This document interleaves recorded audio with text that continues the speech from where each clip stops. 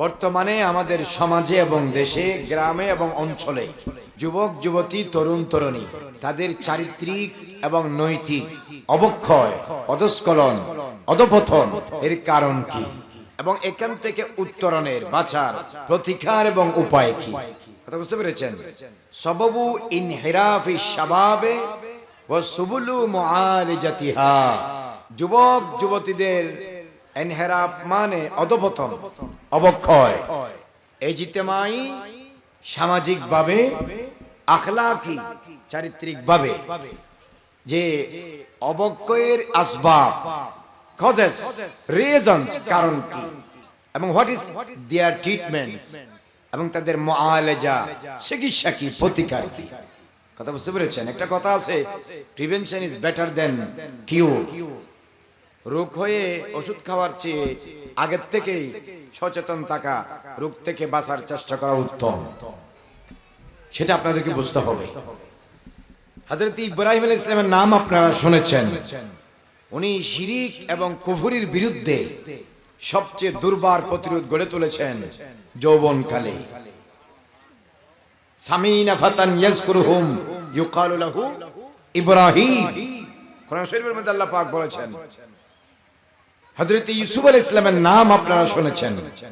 মিশরের বাদশার স্ত্রী, ওনাকে ওনার কাবু করার, ওনার দৃষ্টি আকর্ষণ করার, ওনার দিকে মাইল করার, ওনার দিকে ধাবিত করার অনেক চেষ্টা করেছে, কিন্তু যুবক আল্লাহওয়ালা, আল্লাহর প্রেমে বিভোর, ওয়াহদানিয়তের রিসালতের দায়িত্বে, ওয়াহদানিয়তের প্রেমে রিসালতের দায়িত্বে বিভোর, নবুয়তের দায়িত্বে বিভোর হযরত ইউসুফ আলাইহিস সালাম যৌবনকাল থেকে, যৌবনকালেও আল্লাহর রাস্তা থেকে এক ইঞ্চিও তাকে সরাইতে পারে না, কারণ যৌবনকাল অনেক দামি। রাসূলুল্লাহ সাল্লাল্লাহু আলাইহি ওয়াসাল্লাম যখন দ্বীনের দাওয়াত দিচ্ছিলেন, আলী ইবনে আবি তালিব রাদিয়াল্লাহু তাআলা আনহু, যায়েদ বিন সাবিত রাদিয়াল্লাহু তাআলা আনহু, মুসআব বিন উমাইর রাদিয়াল্লাহু তাআলা আনহু, হিজরতের রাতে আমর ইবনে ফুহাইরা রাদিয়াল্লাহু তাআলা আনহু, আসমা বিনতে আবি বকর রাদিয়াল্লাহু তাআলা আনহা, হযরত মাওলা আলী শের খুদা রাদিয়াল্লাহু তাআলা আনহু, আবু বকর সিদ্দিক রাদিয়াল্লাহু তাআলা আনহু, এরা সবাই যৌবনকালে আমার নবীকে ইসলাম কবুল করে সঙ্গ দিয়ে ইসলামকে আরো বেগবান করার, দ্রুত বেগে সারা পৃথিবীতে মক্কা, মদিনার আনাসে কানাসে ছড়িয়ে দেওয়ার জন্য আল্লাহর ওয়াহদানিয়তের প্রেমে রাসূল পাক সাল্লাল্লাহু আলাইহি ওয়াসাল্লামের ইশক মুহাব্বতে এগিয়ে গিয়েছিলেন যৌবনকালে। বড় করে বলুন না সুবহানাল্লাহ। সুতরাং যৌবনকাল এটা অনেক দামি। কিয়ামতের দিন আল্লাহ পাক পাঁচটি প্রশ্ন করবে। লা ইয়াজালু আকদামু বনি আদামা ইয়াউমাল কিয়ামাতি মিন ইনদি রাব্বিহি হাত্তা ইউসআলা আন খামসিন। বনি আদমকে আল্লাহ পাক কিয়ামতের দিন পাঁচটি প্রশ্ন করা ছাড়া এক কদমও এদিক সেদিক যেতে দিবে না। তন্মধ্যে একটি প্রশ্ন হলো আন শাবাবিহি ফিমা আবলাহু। আমি যে তোমাকে যৌবনকাল দিয়েছি বান্দা, সেই যৌবনকাল তুমি কোথায় কাটিয়েছো? এটার হিসাব কিয়ামতের দিন আল্লাহর সামনে পাই পাই করে দিতে হবে প্রত্যেক যুবক এবং যুবতীকে, তরুণ এবং তরুণীকে। বড় করে বলুন সুবহানাল্লাহ। কিয়ামতের দিন আল্লাহ রাব্বুল আলামিন রাসূল করিম সাল্লাল্লাহু আলাইহি ওয়াসাল্লাম হাদিসে ইরশাদ করেছেন, সাবাতুন ইউজিল্লুহুমুল্লাহু ইয়াওমাল কিয়ামাতি ইয়াওমা লা জিল্লা ইল্লা জিল্লু আরশিহি। কিয়ামতের দিন সাত শ্রেণীর মানুষ আরশের নিচে ছায়াতে জায়গা পাবে।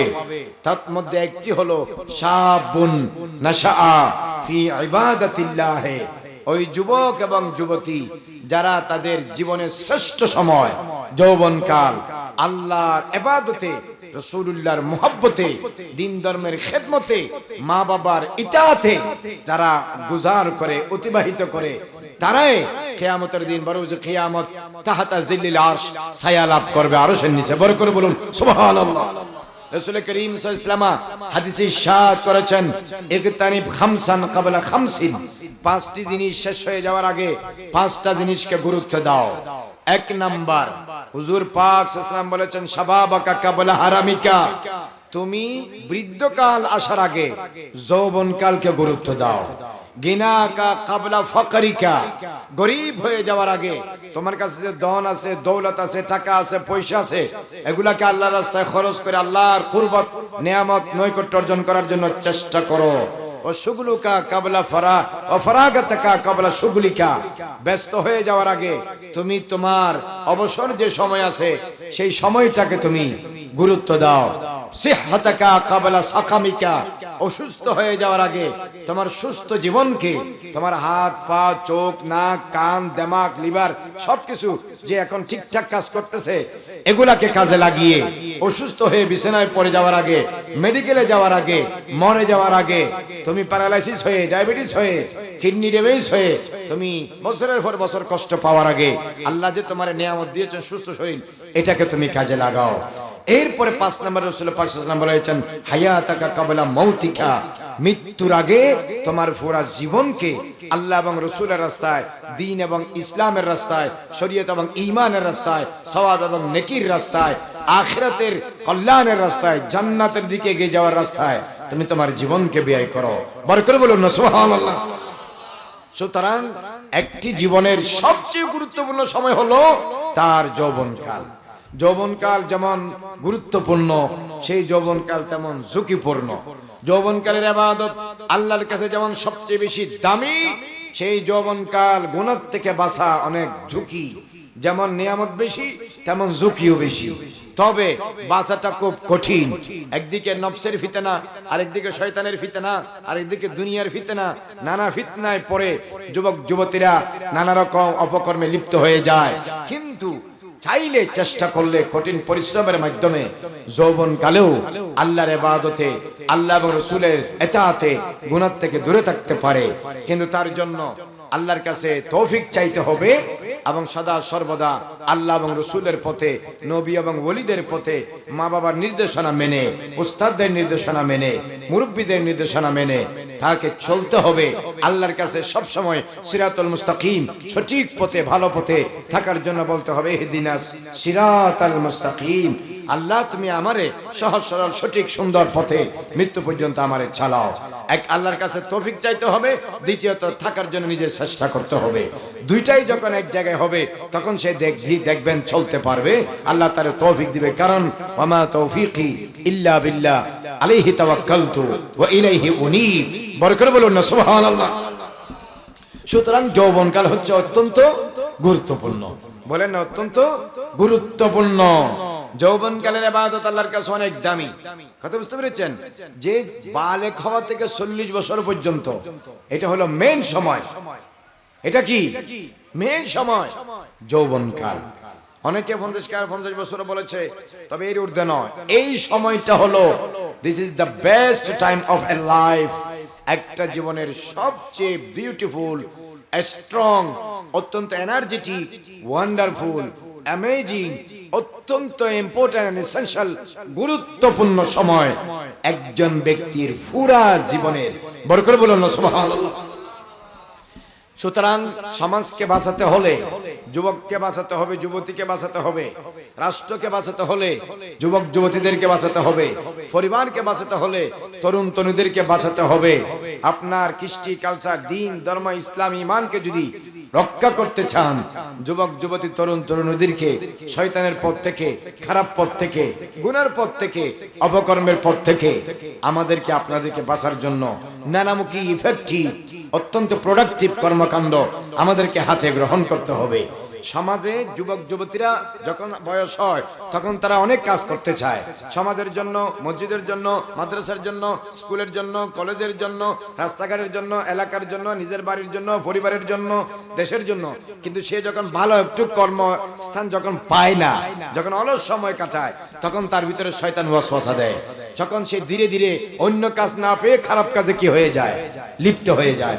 এই জন্য সমাজের যারা হর্তাকর্তা আছেন, মুরব্বী আছেন, দায়িত্ববান আছেন, তাদের খেয়াল রাখতে হবে সমাজের যে সমস্ত প্রাণ যারা, প্রাণ পুরুষ যারা, সমাজের অত্যন্ত প্রাণ শক্তি যারা, যুবক এবং যুবতী যাদের বাহুতে, কোমরে, শরীরে, চোখে, কানে, দেমাগে এখনো অনেক পাওয়ার আছে, তাদেরকে যেন কাজে লাগিয়ে সমাজ, রাষ্ট্র, দিন ধর্ম, মিল্লাত, মাযহাব, মসজিদ, মাদ্রাসা খেদমত যেন বেগবান করতে পারে। সেই জন্য এলাকাবাসী, সমাজ, রাষ্ট্র, পরিবার, গ্রাম গঞ্জের প্রত্যন্ত অঞ্চলে দায়িত্ববানদেরকে সজাগ দৃষ্টি রাখা দরকার। কথা বলেন ঠিক কিনা? আমাদের বর্তমান সমাজে ছেলেরা, মেয়েরা নষ্ট হয়ে যাওয়ার পিছনে নানাবিধ কারণ রয়েছে। আমি খুব তাড়াতাড়ি বলছি, আপনারা বোঝার চেষ্টা করবেন। অনেক কারণ রয়েছে। আমাদের সমাজের ছেলেরা, মেয়েরা, তরুণরা, তরুণীরা, যুবকরা, যুবতীরা, ইয়াং যারা আছে, যারা এখন যাদের প্রাণ শক্তি, শারীরিক শক্তি সবকিছু এখন সচল, অ্যাক্টিভ আছে, যাদের এনার্জেটিক বডি আছে, বর্তমানে তারা পথভ্রষ্ট হওয়ার, মিসগাইডেড হওয়ার, সঠিক পথ থেকে এনহেরাফ হওয়ার, বিচ্যুতি হওয়ার অনেক কারণ আছে। যুবক যুবতীরা নষ্ট হলে পরিবার নষ্ট হয়, তরুণ তরুণীরা নষ্ট হলে সমাজ নষ্ট হয়, যুবক যুবতীরা নষ্ট হলে রাষ্ট্র নষ্ট হয়, যুবক যুবতীরা নষ্ট হলে গ্রাম নষ্ট হয়, কৃষ্টি কালচার নষ্ট হয়, ধর্ম, কর্ম, ঈমান, আদব, তাহজিব, তামাদ্দুন, ইসলাম সবকিছু এলোমেলো হয়ে যায়, সমাজের শৃঙ্খলা ভেঙে যায়, পারিবারিক যেটা শৃঙ্খলা আছে, সিস্টেম আছে, নিয়ম আছে, কাস্টম আছে, ট্রেডিশন আছে, এটা ধীরে ধীরে ভঙ্গুর হয়ে যায়, ব্রেক হয়ে যায়। কারণ সমাজকে যারা ধরে রাখবে, পরিবারকে যারা তুলে উপরে তুলবে, রাষ্ট্রকে যারা মর্যাদাকে সমুন্নত করবে, সেই তরুণ তরুণীরা যখন নানাবিধ অপরাধে জড়িয়ে পড়ে, যখন বিভিন্ন শয়তানের অপসংস্কৃতির কালো ছায়া এবং থাবা যখন তাদের উপর পড়ে, তারা যখন ধীরে ধীরে নষ্ট হয়ে যায়, পথভ্রষ্ট হয়ে যায়, তখন সমাজকে, পরিবারকে, রাষ্ট্রকে আলোর দিকে টেনে আনা বাকিদের দায়িত্ব হয়ে পড়ে। তবে এটা অনেক কষ্টকর হয়ে যায়। কথা বলেন ঠিক কিনা? এক নাম্বার কারণ হলো মাদক সেবন করা, মদ খাওয়া। মদ খাওয়া রাসূল কারীম সাল্লাল্লাহু আলাইহি ওয়াসাল্লাম বলেছেন, কুল্লু মা আসকারা ফাহুয়া হারামুন। প্রত্যেক নেশাগ্রস্ত জিনিস হারাম। যে জিনিস খেলে নেশা হয়, মানুষের আকলে সলিম, মানুষের তবিয়ত, মানুষের স্বাভাবিক ন্যাচারাল আল্লাহর দেওয়া বিবেক বুদ্ধি এলোমেলো হয়ে যায়, ভালো মন্দ চিনতে পারে না, পাকনা ফাঁক চিনতে পারে না, উঁচু নিচু বুঝতে পারে না, তার স্বাভাবিক যে জ্ঞান সেটা বিনষ্ট হয়ে যায়। এই ধরনের নেশাগ্রস্ত, নেশাওয়ালা জিনিস খাওয়া হারাম। কুল্লু মুসকিরিন খামরুন। রাসূল সাল্লাল্লাহু আলাইহি ওয়াসাল্লাম বলেছেন, প্রত্যেক নেশাগ্রস্ত জিনিসকে মদ বলা হয়। ওয়া কুল্লু খামরিন হারামুন। আর প্রত্যেক নেশাগ্রস্ত জিনিস হচ্ছে কি? হারাম। রাসূল কারীম সাল্লাল্লাহু আলাইহি ওয়াসাল্লাম বলেছেন, লা তাশরাবুল খামরা। তোমরা মদ পান করিও না। ফা ইন্নাহা মিফতাহু কুল্লি শাররিন। কেননা মদ পান করা প্রত্যেক খারাপ কাজের চাবি। বড় করে বলুন না নাউজুবিল্লাহ। আমাদের দেশে বর্তমানে মদের নানা রকমের আধুনিক নাম রয়েছে। রাসূল সাল্লাল্লাহু আলাইহি ওয়াসাল্লাম বলেছেন, লা ইস্তাহিলান্না তায়ফাতুম মিন উম্মতি আল খামরা ইয়াসুমুনাহা বিইসমিন ইয়াহু। রাসূল কারীম সাল্লাল্লাহু আলাইহি ওয়াসাল্লাম বলেছেন, আমার উম্মতের মধ্যে একদল হবে যারা মদের নতুন নতুন নাম দিবে। ইয়াবা, ট্যাবলেট, ফেন্সিডিল, বিয়ার, গাঁজা, মদ। কেউ 10 তলায় উঠে খায়, কেউ গাছতলায় বসে খায়, কেউ রাতের 12টা বাজে খায়, কেউ দিনের 12টা বাজে খায়, কেউ শিক্ষিত লেখাপড়া করে খায়, কেউ মূর্খরা কিচ্ছু জানে না এই জন্য খায়, কেউ বংশগত কারণে খায়, কেউ সঙ্গগত কারণে খায়, নানাজন নানা কারণে খায়। যেইজন যেই কারণেই হোক না কেন, খাক না কেন, এক ফুটা আর এক বোতল, এক বোতল আর এক বালতি, সবগুলা হারাম। তখনও হারাম, এখনো হারাম, সারা পৃথিবীর যে কোনো জায়গায় হারাম, কিয়ামত রাত পর্যন্ত হারাম। কারণ আল্লাহ পাক কোরআনে হারাম করেছেন, রাসূলুল্লাহ হাদিসে পাকে হারাম করেছেন। কথা বলেন ঠিক কিনা? এই জন্য লাআনা রাসূলুল্লাহ সাল্লাল্লাহু আলাইহি ওয়াসাল্লাম, আল্লাহর নবী লানত করেছেন, আসিরহা ওয়া মুতাসিরহা। মদের উৎপাদক যিনি, মদ যিনি নিয়ে আসেন, ওয়া আকিলিহা, মদ যিনি পান করেন, ওয়া শারিবিহা, পানকারী। এরপরে বলতেছেন ওয়া বাইহা, বিক্রেতা, হ্যাঁ, ওয়া মুশতারিহা, ক্রেতা, ওয়া হামিলিহা, বহনকারী, ওয়াল মাহমুলাতু লাহু, যার জন্য বহন করা হয়, এবং আকিল সামানিহা, মদের ব্যবসা করে যারা টাকা ইনকাম করে। এভাবে ওয়াল মুশতারা লাহু, যার জন্য ক্রয় করা হয়, যেই কিনে যার জন্য কিনে, যেই আনে যার জন্য আনে, যে খায়, যে সার্ভ করে, যেই ক্রয় করে, যে বিক্রয় করে, যে উৎপাদন করে, যে আমদানি করে, সব এইরকম মদ সাথে সংশ্লিষ্ট 10 জন ব্যক্তিকে রাসূল কারীম সাল্লাল্লাহু আলাইহি ওয়াসাল্লাম লানত করেছেন। আল্লাহর নবী হাদিসে পাকে ইরশাদ করেছেন, লা ইয়াকুনুন্না আকওয়ামুম মিন উম্মতি। কিয়ামতের আগে আগে আমার উম্মতের মধ্যে একদল হবে, তারা লা ইস্তাহিলান্না, হালাল মনে করবে, আল হিররা ওয়াল হারিরা ওয়াল খামরা ওয়াল মাআজি। তারা জানাকে, বেবিচারকে, অশ্লীলতাকে, তারা রেশমি কাপড় পরাকে এবং মদ পান করাকে, গান বাজনা, বাদ্য বাজনাকে তারা সমাজে বৈধ মনে করবে, কোনো গুনার কাজ মনে করবে না, স্বাভাবিক কাজ মনে করবে। এরকম একদল উম্মত কিয়ামতের আগে আমার উম্মতের মধ্যে একদল মানুষ সৃষ্টি হবে। বড় করে বলুন না নাউজুবিল্লাহ। রাসূল কারীম সাল্লাল্লাহু আলাইহি ওয়াসাল্লাম বলেছেন, ইন্না মিন আশরাতিস সাআতি ইরফাউল ইলমু ওয়া ইয়াসবুতুল জাহলু। কিয়ামতের আগে আগে এলম জমিন থেকে উঠে যাবে, মূর্খতা বেড়ে যাবে। ওয়ায়ুশরাবুল খামরু ওয়া ফি রাওয়ায়াতিন ইয়াকসুরু শুরবুল খামরে, মদ পান বেড়ে যাবে। ওয়ায়াজহারুজ জিনা, ব্যাপক হারে জিনা ব্যভিচার বেড়ে যাবে। রাসূল পাক সাল্লাল্লাহু আলাইহি ওয়াসাল্লাম হাদিসে ইরশাদ করেছেন, সেই কাজটা এখন সমাজে অহরহ চলতেছে। কথা বলেন ঠিক কিনা? এগুলা হচ্ছে কিয়ামতের আলামত। ছোট ছোট আলামতের মধ্যে অন্যতম আলামত। একটি আলামত হলো প্রচুর পরিমাণে মদ পান করা, জানা ব্যভিচার বেড়ে যাওয়া, শিক্ষার হার কমে যাওয়া, মূর্খর হার বেড়ে যাওয়া। কথা বলেন ঠিক কিনা? রাসূল কারীম সাল্লাল্লাহু আলাইহি ওয়াসাল্লাম বলেছেন, মান শারিবাল খামরা, কেউ যদি মদ পান করে, লাম তুকবাল সালাতুহু 40 সাবাহান, 40 দিন আল্লাহ পাক তার কোনো নামাজ কবুল করবে না। ফাইন তাবা তাবাল্লাহু আলাইহি, সে যদি তওবা করে আল্লাহ তার তওবা কবুল করবে। ফাইন আদা, সে যদি আবার ফিরে আসে, লাম তুকবাল সালাতুহু 40 সানাতান, আল্লাহ পাক তার এই দিন থেকে আবার 40 দিনের নামাজ কবুল করবে না। ফাইন তাবা তাবাল্লাহু আলাইহি, আবার যদি তওবা করে আল্লাহ তার তওবা কবুল করবে দুইবার। ফাইন আদা, আবার তৃতীয়বার যদি মদ পান করে, তাহলে রাসূল পাক সাল্লাল্লাহু আলাইহি ওয়াসাল্লাম বলতেছেন, লাম তুকবাল সালাতুহু 40 সাবাহান, 40 দিন আল্লাহ পাক তার কোনো ইবাদত কবুল করবে না। ফাইন তাবা তাবাল্লাহু আলাইহি, আবার যদি সে তওবা করে, আল্লাহ আগে আমি বন্ধুর ফাঁদে পরে পান করেছি, অমুকের ফাঁদে পরে পান করেছি, শয়তানের ফাঁদে পান করেছি, কক্সবাজার গেছি, সাজেক গেছি, বান্দরবান গেছি, বন্ধুরা খাইছে, আমিও তাদের সাথে না খাইয়া পারি না, জোর জবরদস্তি খাওয়াইছে, আমি এদের তালে হেদ তালে এই তালে ওই তালে ভরে খাই ফেলছি, আল্লাহ আমি আর খাবো না। এভাবে 3 বার খাইছে, 3 বার তওবা করছে। ফাইন আদা ফির রাবিয়া, চতুর্থবার যদি খায়, ফাইন তাবা লাম তুকবাল তাওবাতুহু, তখন চতুর্থবার আল্লাহ পাক তার তওবা আর কবুল করবে না। আল্লাহ পাক তারে কয়বার সুযোগ দিছে? এই জোরে বলেন কয়বার? 3 বার। এই মদ পানকারী, রাসূল পাক সাল্লাল্লাহু আলাইহি ওয়াসাল্লাম হাদিসে বলেছেন, লা ইয়াদখুলুল জান্নাতা মুদমিনু খামারিন, যারা মদ পান করে তারা জান্নাতে যাবে না। তো ভাইরা আমার, আপনারা যারা সমাজে আছেন, মরতে তো একদিন না একদিন হবে। কথা কোন ঠিক কিনা? নবী রাসূল গৌস কুতুব আবদাল নুকমান নুজবা আওতাত আবরার আহমদ আখিয়ার গৌস কুতুবুল আকতাব গৌস জামান, আবু জেহেল আবু লাহাব ফেরাউন নমরুদ, পৃথিবীতে যারাই ছিল কেউ বাঁচতে পারে নাই। বাঁচতে পারছে? সবাই কোথায় গেছে? কবরে গেছে। মৃত্যু তাদের জন্য, সবার জন্য অনিবার্য। তাহলে মৃত্যুর পরে কোন জায়গায় যাবেন? এখানে না এর বাড়িতে যান, ওই বাড়িতে যান, বিল্ডিং এ যান, নেতার কাছে যান, এখানে যান, ওইখানে যান, দৌড়াদৌড়ি করেন, কিন্তু যারা মদ খায় তার ইবাদত কবুল হবে না, হবে না, হবে না। রাসূল করিম সাল্লাল্লাহু আলাইহি ওয়াসাল্লাম এটা বারবার কি করেছেন? সতর্ক করেছেন। বলেন না কি করেছেন? প্রশ্ন হলো, মদ আগের যুগে এক সময় জায়েজ ছিল, যখন ইসলামের বিধান আসেনি, কিন্তু রাসূল পাক সাল্লাল্লাহু আলাইহি ওয়াসাল্লাম আরবের মানুষেরা যখন প্রচুর পরিমাণে মদ খেত, আল্লাহ রাব্বুল আলামিন, রাসূল রাহমাতুল লিল আলামিন, রাব্বুল আলামিন একসাথে এক দাফে এক অর্ডারে মদকে হারাম করেননি। মদকে হারাম করেছে কয় দাফে? 4 দাফে। বলেন কয় দাফে?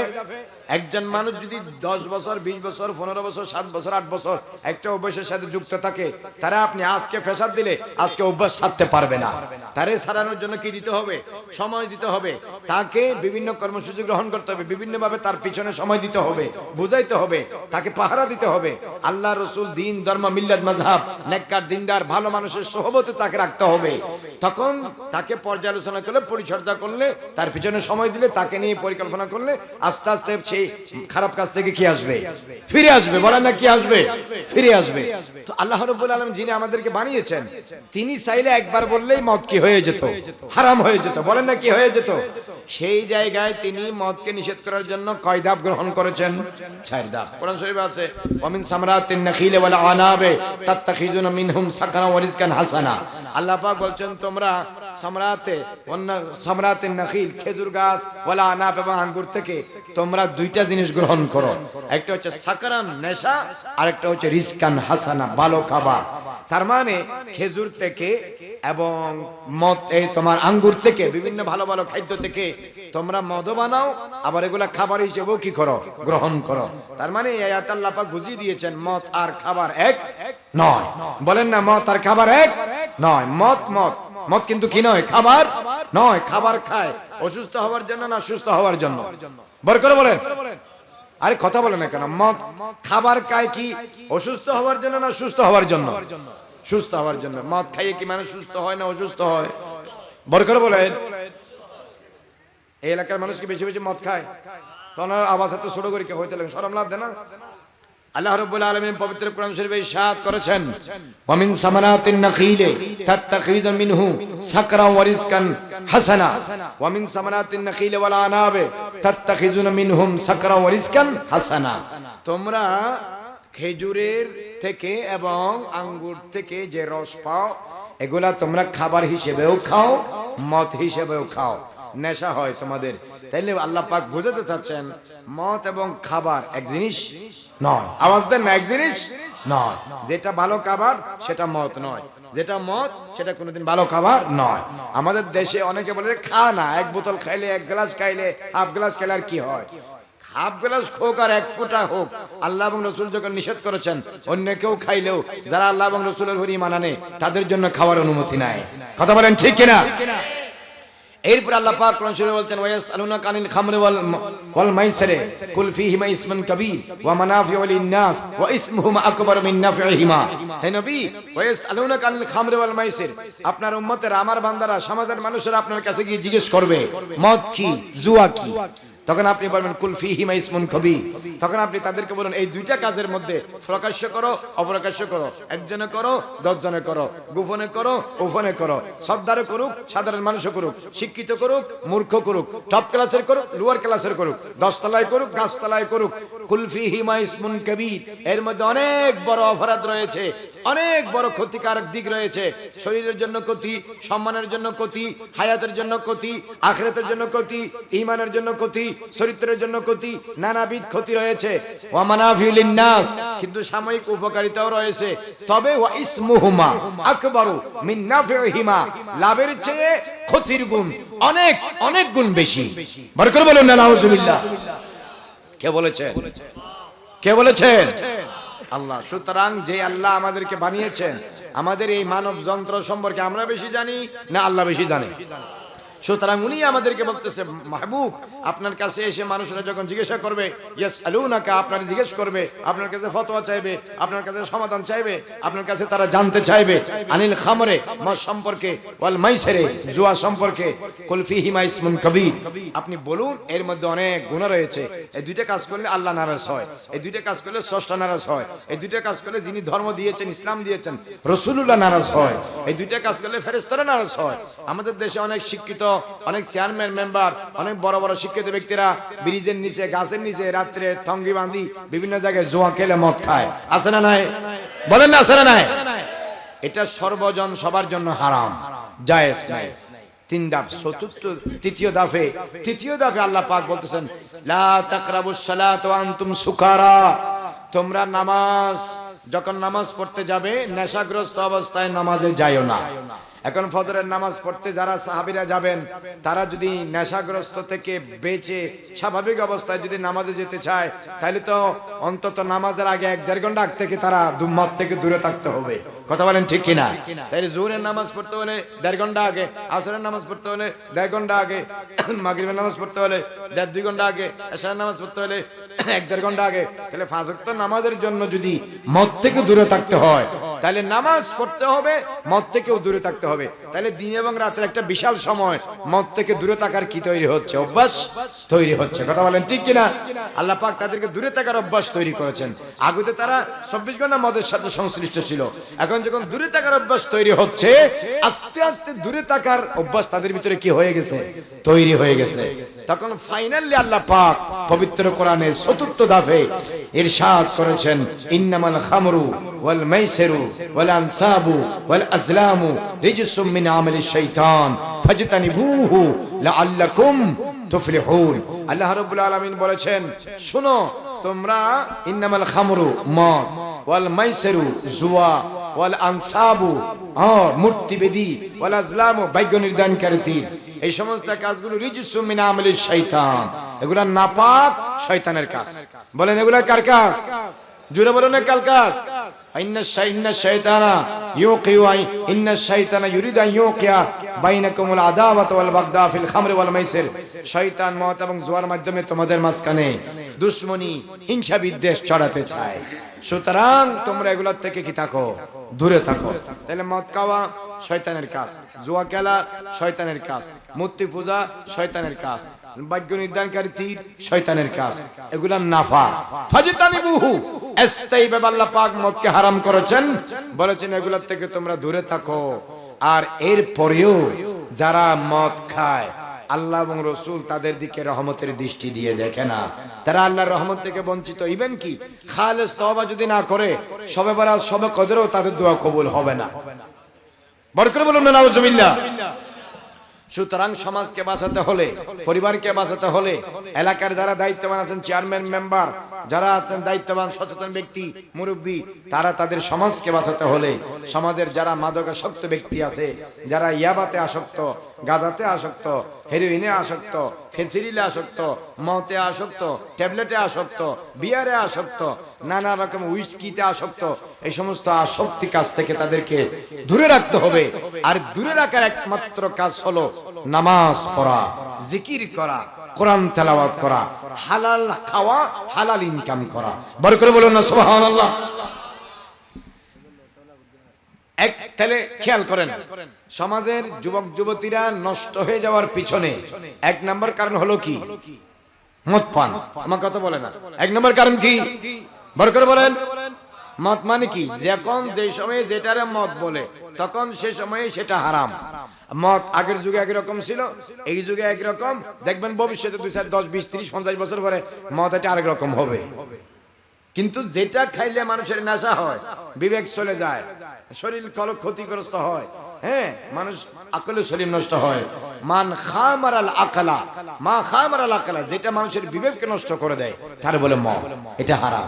কুল্লু মুসকিরিন কি খামরুন, প্রত্যেক নেশাগ্রস্ত জিনিস হচ্ছে মদ। ওয়া কুল্লু খামরিন হারামুন, আর প্রত্যেক মদ হলো কি? হারাম। হারাম কে করেছেন? কোরআন শরীফে আল্লাহ, হাদিস শরীফে রাসূলুল্লাহ। কথা বলেন ঠিক কিনা? আচ্ছা, এরপরে 2 নম্বরে আসেন। 2 নম্বরে যুবক যুবতী, তরুণ তরুণী নষ্ট হয়ে যাওয়ার পিছনে সবচেয়ে যে জিনিসটা গুরুত্বপূর্ণ সেটা হলো গান বাজনা, অশ্লীলতা, নগ্নতা। কথা বলেন ঠিক কিনা? ওমিনান নাসে মাইয়াশতারি লাহওয়াল হাদিস লিয়ুদিল্লা বিহি আন সাবিলিল্লাহ বিগাইরি ইলমিন ওয়া ইয়াত্তাখিযুহা হুজওয়ান উলাইকা লাহুম আযাবুম মুহিন। আল্লাহ পাক পবিত্র কোরআন শরীফে ইরশাদ করেছেন, মানুষের মধ্যে কিছু মানুষ আছে যারা ক্রয় করে, গ্রহণ করে লাহওয়াল হাদিস লিয়ুদিল্লা বিহি আন সাবিলিল্লাহ, এর দ্বারা তারা আল্লাহর রাস্তা থেকে, আল্লাহর ইয়াদ থেকে, আল্লাহর স্মরণ থেকে, আল্লাহর ইত্তেবা থেকে তারা দূরে চলে যায়। বিগাইরি ইলমিন, অজ্ঞাতবশত। কথা বলেন ঠিক কিনা? ওয়াত্তাখিযুহা হুজওয়ান, এবং তারা এটাকে খেলতামাশা হিসেবে গ্রহণ করে। কথা, সুতরাং এই কাজ আল্লাহ পাক বলেন উলাইকা লাহুম আযাবুম মুহিন, তাদের জন্য রয়েছে যন্ত্রণাদায়ক শাস্তি, কঠিন শাস্তি। হযরত আব্দুল্লাহ ইবনে মাসউদ রাদিয়াল্লাহু তাআলা আনহু তিনি ইরশাদ ফরমাচ্ছেন, এই আয়াতে লাহওয়াল হাদিস দ্বারা প্রায় 16-17 জন সাহাবী এবং তাবী একমত হয়েছে লাহওয়াল হাদিস মানে গান বাজনা। লাহওয়াল হাদিস মানে কি? গান বাজনা। হযরত আব্দুল্লাহ ইবনে মাসউদ রাদিয়াল্লাহু বলেন, আল গানাউ তুমবিতুন নিফাক, গান মানুষের অন্তরে খারাপ ধারণা সৃষ্টি করে, যেভাবে বৃষ্টি জমিনে গাছ সৃষ্টি করে, জিকিরে খোদা অন্তরে নূর সৃষ্টি করে, যেভাবে পানি জমিনে ফসল উৎপন্ন করে। বড় করে বলুন না সুবহানাল্লাহ। বৃষ্টি হলে 2টা জিনিস হয়। জমিনে যখন পানি দিবেন কয়টা জিনিস হয়? আমাদের দরকার কি? আগাছার দরকার না ফসল দরকার? কথা বলেন এখন, আগাছার দরকার না ফসল দরকার? তা আপনি যখন জমিনে পানি দিবেন, ফসলের যেমন বাড়ে, ফসলের ফাঁকে ফাঁকে আগাছাও কি বাড়ে। তখন কৃষকের কাজ কি? ফসল কেটে দেওয়া না আগাছা পরিষ্কার করা? তা আপনারা যখন জমিনে ধান চাষ করেন, তো জমিনে ধানের গোছার ফাঁকে ফাঁকে যে ঘাসগুলো উঠে, আগাছাগুলো উঠে, বেদরকারি জিনিসগুলো উঠে, সপ্তাহে 15 দিন পর পর এগুলো আপনারা কি করেন?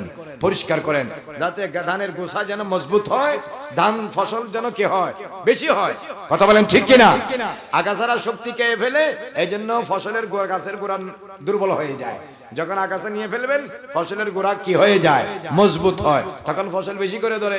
তা পানি হলে যেভাবে আগাছা হয় সেভাবে গাছের কি ফসল হয়। ঠিক তদ্রুপ ভাবে জিকির করলে অন্তরে যেমন নূর হয়, গান শুনলে অন্তর দুর্বল হয়, ঈমানের নূর নষ্ট হয়, অন্তরের মধ্যে মুনাফিকি এবং খারাপ ধারণা সৃষ্টি হয়।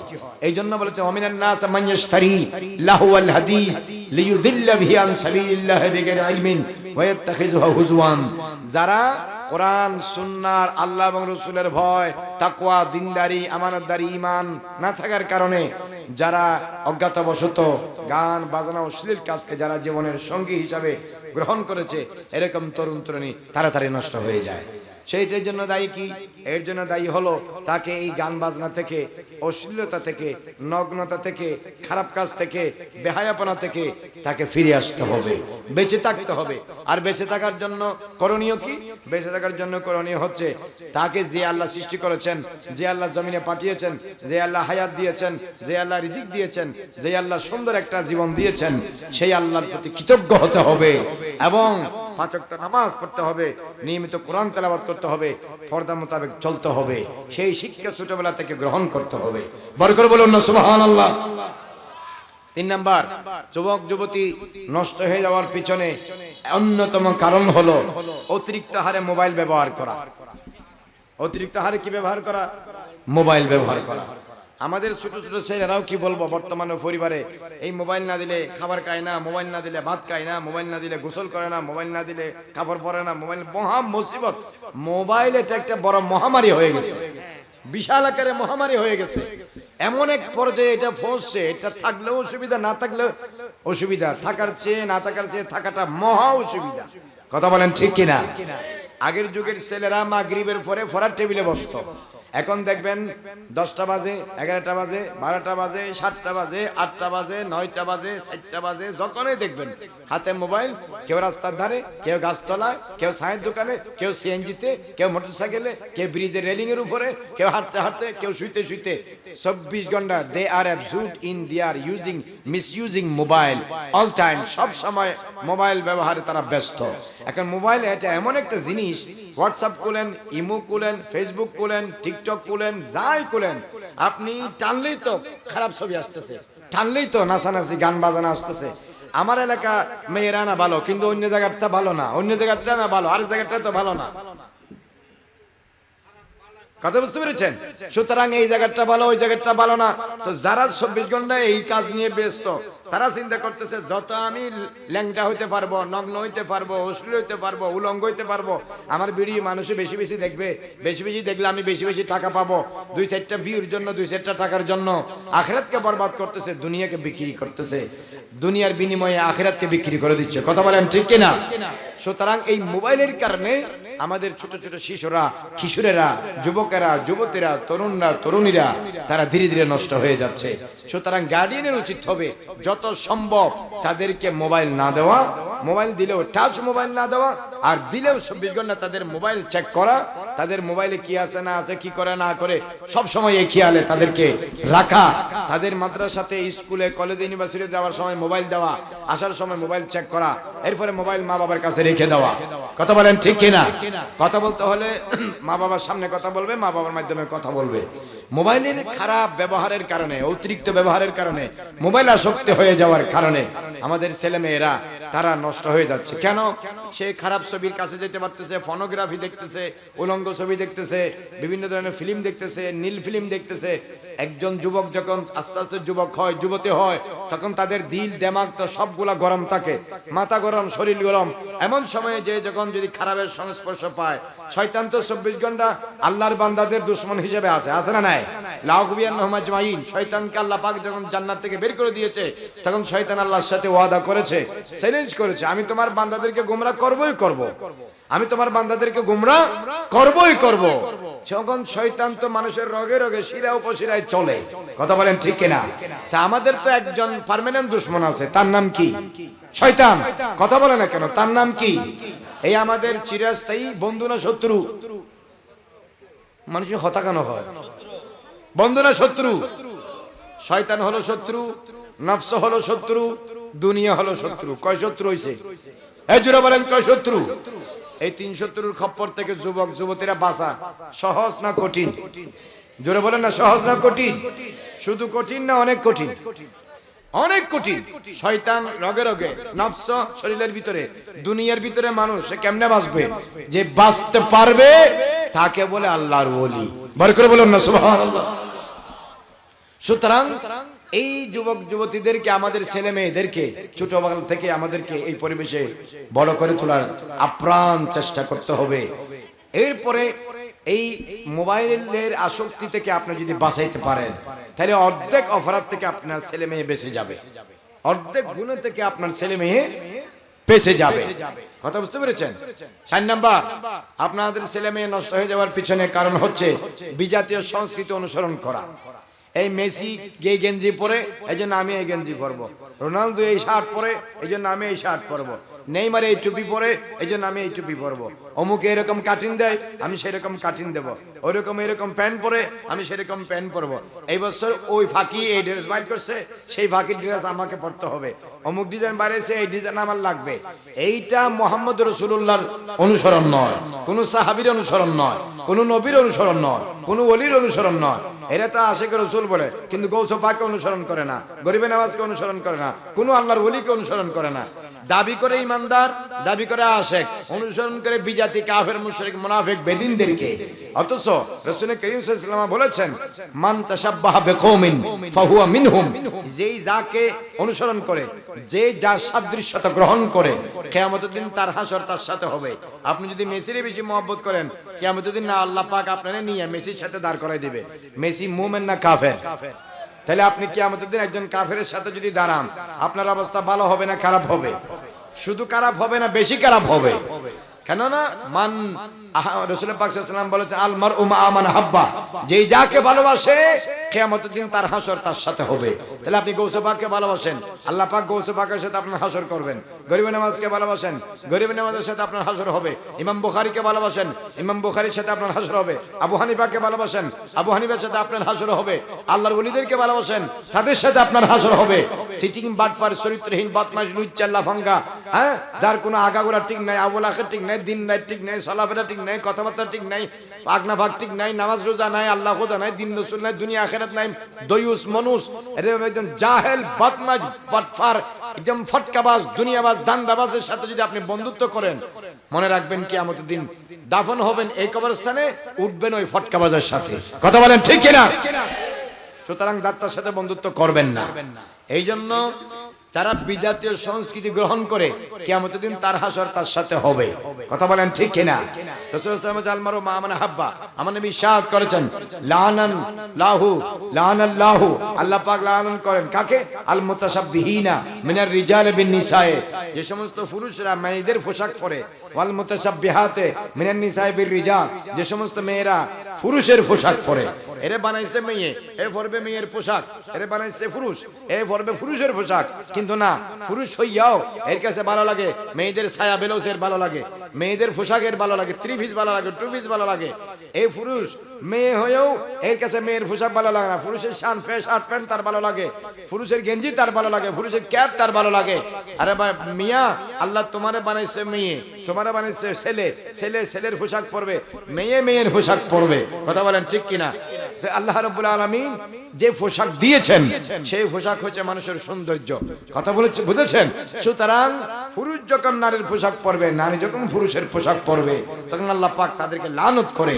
এবং বিজাতিদের সংস্কৃতি, ইহুদি নাসারা খ্রিস্টান মুশরিক মুনাফিক বেঈমান হিন্দু বৌদ্ধ খ্রিস্টান, এদের পোশাক, এদের কৃষ্টি কালচার, এদের কাস্টম, এদের নীতি, এদের তাহজিব তামাদ্দুন কোন মুমিন মুসলমান যদি অ্যাপ্লাই করে, তারা যদি বিক্রি করে সমাজের মধ্যে, শরীরের মধ্যে, নিজের জীবনের মধ্যে, এগুলা যদি সে কি করে আপনার নিয়োগ করে, এগুলোকে সে যদি পছন্দ করে গ্রহণ করে, তখন সে বুঝতে পারবেন যে তার চারিত্রিক অধঃপতন হয়েছে। কথা বলেন ঠিক কিনা? চুল কাটতে হবে রাসূলুল্লাহর সুন্নতে, অথবা স্বাভাবিকভাবে যখন দেখবেন অর্ধেক চুল লাল, অর্ধেক চুল হলুদ, অর্ধেক চুল আপনার সবুজ, অর্ধেক চুল সাদা, আপনি বুঝবেন সে চারিত্রিকভাবে তার অধঃপতন হয়েছে। সে কোনো ভালো মানুষকে অনুসরণ করে না, একজন খবিসকে অনুসরণ করে। কথা বলেন ঠিক কিনা? যখন দেখবেন এখানে কানের দুল দিছে, এখানে নাক ফুল দিছে, এখানে দিছে, ওইখানে দিছে, যখন দেখবেন যে ফ্যান পড়ছে এখানে সেরা, ওইখানে সেরা, এখানে সেরা, এখানে সেরা, দাম হচ্ছে 4,000 টাকা, পুরা ফ্যান হচ্ছে আনারসের মতো জায়গায় জায়গায় সেরা, এরকম ফ্যান শার্ট যখন পরবে তখন বুঝবেন সমাজের এই ছেলে এই মেয়ে এখন আর চারিত্রিক নাই, নৈতিক নাই, তার চারিত্রিক পদস্খলন হয়েছে, নৈতিকের অবক্ষয় হয়েছে, তার চারিত্রিকতা নৈতিকতার ঘাটতি দেখা দিয়েছে, তার চারিত্রিক অবক্ষয় হয়েছে। কথা বলেন ঠিক কিনা? যখন দেখবেন হেডফোন লাগাইয়া 24 ঘন্টা গান শুনে নাচে, হেলে দুলে নাচে, হ্যাঁ, এখানে গেলেও গান, ওখানে গেলেও গান, ওখানে গেলেও গান, ওখানে গেলেও গান, 24 ঘন্টা দিন রাত যার গান শুনতে শুনতে ঘুমায়, ঘুম থেকে উঠে গান শুনে 24 ঘন্টা হেডফোন লাগায়, আজে বাজে জিনিস শুনে, নাচ শুনে না, হামদে বাড়ি তালা শুনে না, কোরআনের তেলাওয়াত শুনে না, এগুলা তার কাছে ভালো লাগে না, সহ্য হয় না। 24 ঘন্টা ডিজে পার্টি, 24 ঘন্টা এই নাচ গানের মধ্যে ব্যস্ত, তখন বুঝবেন তার চারিত্রিক অধঃপতন হয়েছে, চারিত্রিক অবক্ষয় হয়েছে। কথা বলেন ঠিক কিনা? আরো বিভিন্ন কারণ আছে, তন্মধ্যে অন্যতম কারণ হলো বেশি গরিব হলেও ছেলে মেয়ে নষ্ট হয়ে যায় অভাবের কারণে। অভাবে স্বভাব নষ্ট। এই কথা বলেন ঠিক কিনা? অভাবে স্বভাব নষ্ট। অভাব থেকে বাঁচতে হলে প্রত্যেক দিন রাতে সূরা ওয়াকিয়া পড়তে হবে। রাসূল সাল্লাল্লাহু আলাইহি ওয়াসাল্লাম বলেছেন, প্রতিদিন রাতে যে ব্যক্তি সূরা ওয়াকিয়া পড়বে লাম তামসাসুহুল ফাকাতু, সে বেশি দিন গরিব থাকবে না, আল্লাহ তাআলা একদিন না একদিন ধনী বানাইয়া দিবে। সেই ধনী হইতে না পারলেও তার জীবদ্দশায় তার ছেলে মেয়েরা ধনী হয়ে যাবে। বড় করে বলুন না সুবহানাল্লাহ। এই জন্য গরিবরা যদি নিয়ম নীতির ভিতরে আল্লাহরে রাজি রেখে চলতে পারে, ধনীর চেয়ে 500 বছর আগে বেহেশতে যাবে। আল্লাহ তো বন্যায় বাদ না হন, নরকরি সুবহানাল্লাহ হলো। এখন জায়গাটায় ফেললাম, যেখানে রাস্তা খারাপ, এর মানুষের গলা খারাপ। রাসূল করিম সাল্লাল্লাহু আলাইহি ওয়াসাল্লাম ইরশাদ করেছেন, প্রত্যেক দিন রাতে কেউ যদি সূরা মুলক পড়ে, আল্লাহ রাব্বুল আলামিন তার কবরকে জান্নাতের বাগান বানায় দিবে, জাহান্নামের ফেরেশতা তার কবরে আসতে দিবে না, সূরা মুলক তাকে পাহারা দিবে। বড় করে বলুন না সুবহানাল্লাহ। কথা বুঝতে পেরেছেন? তাহলে আমাদেরকে এই বিষয়গুলো মনে রাখতে হবে। অতীব দারিদ্রতার কারণে সমাজের ছেলে মেয়েরা কি হয়ে যায়? নষ্ট হয়ে যায়। এরপরে আরেকটা কারণ হলো বেশি টাকা পয়সা হলেও নষ্ট হয়ে যায়। বেশি টাকা পয়সা হলেও কি হয়ে যায়? নষ্ট হয়ে যায়। বেশি আহ্লাদে সন্তান নষ্ট হয়, বেশি মহব্বতে কি নষ্ট হয়? ছেলে মেয়ে নষ্ট হয়। যখন যা কিছু চায় তখন তা কিছু দিতে নাই। এদেরকে মাঝে মাঝে অভাব বুঝাইতে হয়, তখন তারা বুঝবে বাস্তবতা কাকে বলে, মানে রিয়েলিটি কাকে বলে, বাস্তব জীবন কাকে বলে। সুতরাং যেই ঘরের মধ্যে মা বাবা প্রচুর পরিমাণে ছেলেদেরকে জিনিস দেয়, অতিরিক্ত টাকা দেয়, মোবাইলের উপর মোবাইল দেয়, গাড়ির উপর গাড়ি দেয়, সে বয়স হলো 20 বছর, তারে কিনে নিছে 2 লাখ টাকার মোটরসাইকেল, এই পিছনে আরো 2 জন নিয়ে কতক্ষণ যায় সাজেক, কতক্ষণ যায় রাঙামাটি, কতক্ষণ যায় বান্দরবন, কতক্ষণ যায় নেপাল, কতক্ষণ যায় সিবিস, একদিন দেখবেন টাকার তলে ঢুকে গেছে। কতক্ষণ ঠিক কিনা? এই ছেলেরে মোটরসাইকেল কিনে দিয়া এই বয়সে আজরাইলের হাতে বাইত করে দিছে। কথা বলেন ঠিক কিনা? এখন মরে যাওয়ার পরে কান্দি লাভ কি? তুমি তো মিয়া আজরাইলের হাতে বাইত করে দিছো মোটরসাইকেল দিয়া, এরে বলবা যে রিকশাতে করে যাবে, রিকশাতে করে আসবা, সিএনজিতে করে যাবে, সিএনজিতে করে আসবা, এত তাড়াতাড়ি তোমার আমি মোটরসাইকেল দিয়ে কবরে পাঠাইতে চাই না। ছেলেরা বয়স যখন টকবকে, শরীরের রক্ত যখন গরম, এই তো বুঝে না ভবিষ্যৎ কি, জিন্দেগি কি। এই ছেলেরে ফেটে নিলে কত কষ্ট হয়েছে মার, আর বড় করতে কত কষ্ট হয়েছে বাবার, এটা তো সে বুঝে না। এটা তো বুঝার বয়সে সে এখনো আসে নাই, তার তো রক্ত গরম, শরীরে সবকিছু টকবকে। অতএব এই বয়সে আপনি তখন তারা যখন অস্ত্র দিয়ে দিছেন, গাড়ি দিয়ে দিছেন, তখন যখন ডাক দেন নাই, শাসন করেন নাই, এতদিন আপনার বল ভাইয়া মানুষের মারছে, একদিন আপনার সাথে মিল না হলে আপনারা মার দিবে। সুবহানাল্লাহ। সুবহানাল্লাহ হবে কথা না? নাউজুবিল্লাহ বলেন। এতদিন মানুষের মারছে, এখন মা বাবার সাথে মিল হয় নাই, মা বাবারে মারে দিছে। আপনারা ফেসবুকে দেখতেছেন না, ছেলে কারে দিচ্ছে? মারে মারে দিচ্ছে, বাবারে ছুরি করে দিচ্ছে। কেন হচ্ছে? মা বাবার কারণে। কথা বুঝতে পেরেছেন? এই জন্য অতি দারিদ্রতার কারণে ছেলে মেয়ে নষ্ট হয়, আর বেশি টাকা পয়সা হাতে পেয়ে যাওয়ার কারণেও, শাসন না করার কারণেও, বেশি লুজ করে দেওয়ার কারণেও, হাত এড়িয়ে ছেড়ে দেওয়ার কারণেও ছেলে মেয়েরা কি হয়ে যায়? নষ্ট হয়ে যায়। এরপরে নষ্ট হয়ে যাওয়ার অন্যতম কারণ হলো মা বাবা। মা বাবা যদি মদখোর হয়, ছেলে কোথা থেকে ভালো হবে? আপনারা ফেসবুকে দেখেন না, টেলিভিশনে দেখেন না, এই যে একটা মেয়ে মা বাবা শাসন না করার কারণে মা বাবা এই লাইনের ছেলে হয়ে গেছে, এই লাইনের মা বাবা এই লাইনের মেয়ে হয়ে গেছে, এই লাইনের মা বাবা নিজে যদি 24 ঘন্টা তাস খেলা খায়, জুয়া খেলা খায়, বারে যায়, হোটেলে যায়, মদ খায়, বন্ধু বান্ধব নিয়ে, গার্লফ্রেন্ড বয়ফ্রেন্ড নিয়ে যদি মা একদিকে যায় বাবা একদিকে যায়, তাহলে তার ছেলে মেয়েরা মা বাবার কথা শুনবে? এই কথা বলেন না, শুনবে? শুনবে না। মা বাবা যদি এই পরিবেশে বড় হয়, ছেলেরা আল্লাহওয়ালা হবে? বলেন না হবে? কেমনে হবে? মা বাবা যদি খারাপ পরিবেশে বসবাস করে, ছেলে কোত্থেকে আল্লাহওয়ালা হবে? গৌসে পাকের মা বাবা আল্লাহওয়ালা ছিল বিদায় তো গৌসে পাকের মা বাবার ফেট থেকে জামানার শ্রেষ্ঠ ওলিদের ইমাম গৌসুল আজমের জন্ম হয়েছে। বড় করে বলুন সুবহানাল্লাহ। সুতরাং ওয়াল্লাযী খাবুসা লা ইয়াখরুজু ইল্লা নাকিদা, জমিন যদি নষ্ট হয়ে যায় ফসল ভালো হয় না। এটা আল্লাহ পাক কোরআন শরীফে বলেছেন, জমিন যদি নষ্ট হয়ে যায় ফসল কি হয় না? ভালো হয় না। সুতরাং জমিন হলো মা বাবা, মা বাবাকে ঠিক থাকতে হবে। দোয়া করতে হবে রব্বি হাবলি মিনাস সালিহিন, আল্লাহ তুমি আমার নেক সন্তান দাও। দোয়া করতে হবে রব্বানা হাব লানা মিন আজওয়াজিনা ওয়া যুররিয়াতিনা কুররাতা আয়ুনিন ওয়াজআলনা লিল মুত্তাকিনা ইমামা। দোয়া করতে হবে। সারা বছরে মিলা করতে নামাজ পড়ে না, ছেলে কোত্থেকে ভালো হবে? আপনি আল্লাহর কথা না শুনলে আপনার কথা আপনার ছেলে শুনবে? আল্লাহ বলে তোমাদের জীবন দিছি, যৌবন দিছি, হায়াত দিছি, চোখের দৃষ্টি দিছি, তারপরে বুঝ শক্তি দিছি, স্পর্শ শক্তি দিছি, চলন শক্তি দিছি, ঘ্রাণ শক্তি দিছি, সব তোমার দিছি আমি, দিয়া একটা পরিপূর্ণ মানুষ করে জমিনে পাঠাইছি। আর তুমি 24 ঘন্টা শয়তানের পিছনে দূর বানাইছি আমি, ফাটাইছি আমি, হায়াত দিছি আমি, রিজিক দিছি আমি, বাইতে হইছো শয়তানের কাছে। যে বান্দা আল্লাহর কথা শুনে না, তার কথা তার ছেলে মেয়ে শুনবে? আপনাদের আমাদের সমাজের ছেলেমেয়েরা আমাদের কথা শুনে না কেন? কারণ আমরা তো আল্লাহর কথা শুনি না। আপনি আল্লাহর কথা শুনেন, দেখবেন আপনার ছেলেমেয়েরা আপনার কথা শুনবে। কথা বলেন ঠিক কিনা? ছেলেমেয়েরা দোষ দিলে লাভ কি? মা বাবা তো ঠিক নাই। এই জন্য মা বাবা যদি অসৎ হয়, খারাপ পরিবেশে বড় হয়, বকাটে হয়, তাহলে ছেলে মেয়ে ভালো হবে না। আপনি তাদেরকে, আপনি নিজে নামাজ পড়েন না, আপনার ছেলেরে বলেন যা এখন আজান দিয়েছে টুপি নিয়ে মসজিদে যা, একদিন 2 দিন 3 দিন যাবে, 7 দিনের দিনে ওইদিকে যায় বসে থাকবে, তখন মা আরে এসে বলবে আমার বাবা নামাজ পড়ে না, আমার খালি ঠেলে মসজিদে যাওয়ার জন্য। এটা বলবে না? কতক্ষণ না কিলে বলবে কিনা? আপনারে বলবে না, বয়ে হয়তো আপনার মারে এসে বলবে। আমার বাবারে বলতে পারো না 24 ঘন্টা আমারে মারো, আমারে গাইটাও, আমারে বলো মসজিদে যেতে, তা আমার বাবারে বলো না যাইতে। তো তোমার বাবা যায় না, ছেলে কোত্থেকে যাবে? কতক্ষণ ঠিক কিনা? সুতরাং মা বাবা যদি ভালো হয়, ছেলে সন্তান ম্যাক্সিমাম টাইম কি হয় বলেন না, কি হয়? ভালো হয়। এই জন্য নিজেরা ঠিক করেন, কোয়ান ফুসাকুম, আগে নিজেরে বাঁচান, ও আহলিকুম, তারপরে পরিবারকে। নিজের কোনো ইতার ভইতার নাই, উত্তর দক্ষিণ নাই, ছেলে থেকে ভালো হবে। হুজুর দোয়া করেন ছেলে যেন ভালো হয়, আপনি বোতল টানেন ছেলে থেকে ভালো হবে, আপনি খারাম কান ছেলে থেকে ভালো হবে, আপনি ফজরের নামাজের মাইশের জমিনের আইল কাটি নিজের জমিন বড় করেন, ছেলে থেকে ভালো হবে।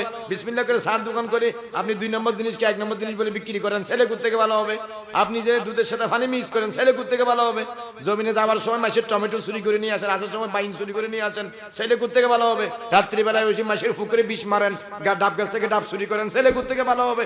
আরে আপনি সরকারি ইট চুরি করেন, বালু চুরি করেন, মাল সামানা চুরি করেন, মসজিদের মাল সামানা চুরি করেন, ছেলে থেকে ভালো হবে। মিয়া আপনি তো ঠিক নাই, এই কথা কোন ঠিক কিনা? বাইরে যেগুলা পড়ছে এগুলাও হালাল না, ভিতরে যেগুলা খাইছে এগুলাও হালাল না, আগাগোড়া বসবাস করে হারামে, আর দোয়া করেন ছেলের জন্য ভালো হয়। আপনি নিজে ঠিক হন, দেখবেন না আল্লাহর রহমতে ছেলে অটোমেটিক ভালো হয়ে যাবে। কথা বলেন ঠিক কিনা? পৃথিবীতে যত আল্লাহর ওলি হয়েছে সবার মা বাবা আল্লাহ ভালো ছিল। সবার মা বাবা কি ছিল? আমরা গরিব নওয়াজের মা বাবা দেখেন, শাইখে শ্রীকুটের মা বাবা দেখেন, হযরত কেবলা আলমের মা বাবা দেখেন, আলা হযরতের মা বাবা দেখেন, হযরত কেবলার মা বাবা দেখেন, গৌসে পাকের মা বাবা দেখেন, সবার মা বাবা আল্লাহ ভালো ছিল, জামানার শ্রেষ্ঠ পরহেজগার দিনদার ছিল। এই জন্য তাদের ঘরে কি বের হয়েছে? আল্লাহর ওলি হয়েছে। বড় করে বলুন না সুবহানাল্লাহ। এরপরে আরেকটা অন্যতম কারণ হলো পরিবেশ পরিস্থিতি। অনেক এলাকায় আছে মানুষ বেশি নামাজ পড়ে, তখন তাদের দেখায় দেখায় ছেলেরাও কি পড়ে? নামাজ পড়ে। অনেক এলাকায় আছে ম্যাক্সিমাম মানুষ নামাজ পড়ে না, তখন তার দেখায় দেখায় এলাকার ছেলে মেয়েরাও নামাজ পড়ে না। তাহলে মা যদি নামাজ পড়ে, খালা যদি নামাজ পড়ে, ফুফু যদি নামাজ পড়ে, বোন যদি নামাজ পড়ে, বউ যদি নামাজ পড়ে, তাহলে পরিবারে বাকিরা নামাজ না পড়ে পারবে? এই বলেন না পারবে? একজন ঘরের মধ্যে 7 জন আছে, 6 জন নামাজ পড়ে, আরেকজন নামাজ না পড়ে থাকতে পারবে না। 7 জন আছে, একজনের নামাজ পড়ে 6 জনের নামাজ পড়ে না। একজন বলে যে 7 জনের মধ্যে 6 জন এক দলে, আমি আর একলা কি করব? আমি তাদের দলে সরে যাই, তাদের বিরুদ্ধে গিয়ে তো বেশি দিন টিকতে পারবো না। কথা বলেন ঠিক কিনা? তো এই কারণে সমাজ নষ্ট হয়। আপনারা আপনাদের পরিবারে যদি 7 জন থাকে, 7 জনের মধ্যে 7 জনই যদি নামাজ পড়েন, 100টা যদি ঘর থাকে, 100 ঘরের মধ্যে 7 জনের 700 সবাই যদি নামাজ পড়ে, তাহলে আর নামাজ না পড়নেওয়ালা হবে কোত্থেকে? কিন্তু মেয়ে আপনারাই তো নামাজ পড়েন না, মহিলারা ঘরে পড়ে না, পুরুষরা বাইরে পড়ে না, পরিবেশ নষ্ট। আপনি আপনার বউ যদি পর্দা করে, আপনার খালা যদি পর্দা করে, আপনার ফুফি যদি পর্দা করে, আপনার মা যদি পর্দা করে, তো মেয়ে তো অটোমেটিক পর্দা করবে। মেয়ে দেখতেছে আমার মাও পর্দা করে, আমার খালারাও পর্দা করে, আমার বাপের বোন ফুফিরাও পর্দা করে, আমার দাদিরাও পর্দা করে, আমার নানিরাও পর্দা করে, তোকে এই মেয়ে বেপর্দা থাকতে পারবে? এই বলেন না পারবে? সব মেয়েরা পর্দা, এই কেমনে ল্যাংটা উলঙ্গ থাকবে? পারবে না। এখন সবাই ল্যাংটা, এই কেমনে বোরখা গায়ে দিয়ে বসে থাকবে? এই নিজেই নিজে দোষী মনে করবে, সবাই যখন ল্যাংটা হয়ে গেছে আমিও ল্যাংটা হয়ে যাই। এই কারণে সমাজ নষ্ট হয়, যুবক যুবতীরা নষ্ট হয়। কথা বলেন ঠিক কিনা? তাহলে যুবক যুবতীরা নষ্ট হওয়ার অন্যতম কারণ হলো সমাজের পরিবেশ। সমাজের কি? এই জোরে বলেন, সমাজের কি? পরিবেশ। এবার আসেন, যুবক যুবতীরা নষ্ট হওয়ার আরেকটা কারণ, সেটা হলো বন্ধুত্ব, সঙ্গ। সেটা কি? বন্ধুত্ব, সঙ্গ। সৎসঙ্গে স্বর্গবাস, অসৎ সঙ্গে সর্বনাশ। ভালো মানুষের সাথে চললে খাই বাট্টার ফান, সুড্ডা খাইতের সাথে বদমাশের সাথে হাঁটলে কাটা যায় 2 খান। আছে না নাই? আপনারাই তো বলেন, কতক্ষণ ঠিক কিনা? এখন আমার নবী হাদিসে বলেছেন, আলমারু আলা দীনে খালিলিহি, মানুষ বন্ধুর ধর্মে প্রভাবিত। মানুষ কার ধর্মে প্রভাবিত?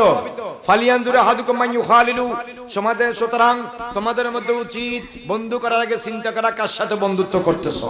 এটা তোমাদের কর্তব্য। খারেজি, রাফিজি, শিয়া, মুতাজিলা, আহলে হাদিস, আহলে কোরআন, সলফি, লামাযহাবি, আউর তরিকায়ে মুহাম্মদি, এই সমস্ত বাতিল ফিরকার সাথে যদি আপনি বন্ধুত্ব করেন, তাহলে আপনি আস্তে আস্তে বাতিল হয়ে যাবেন। কথা বলেন ঠিক কিনা?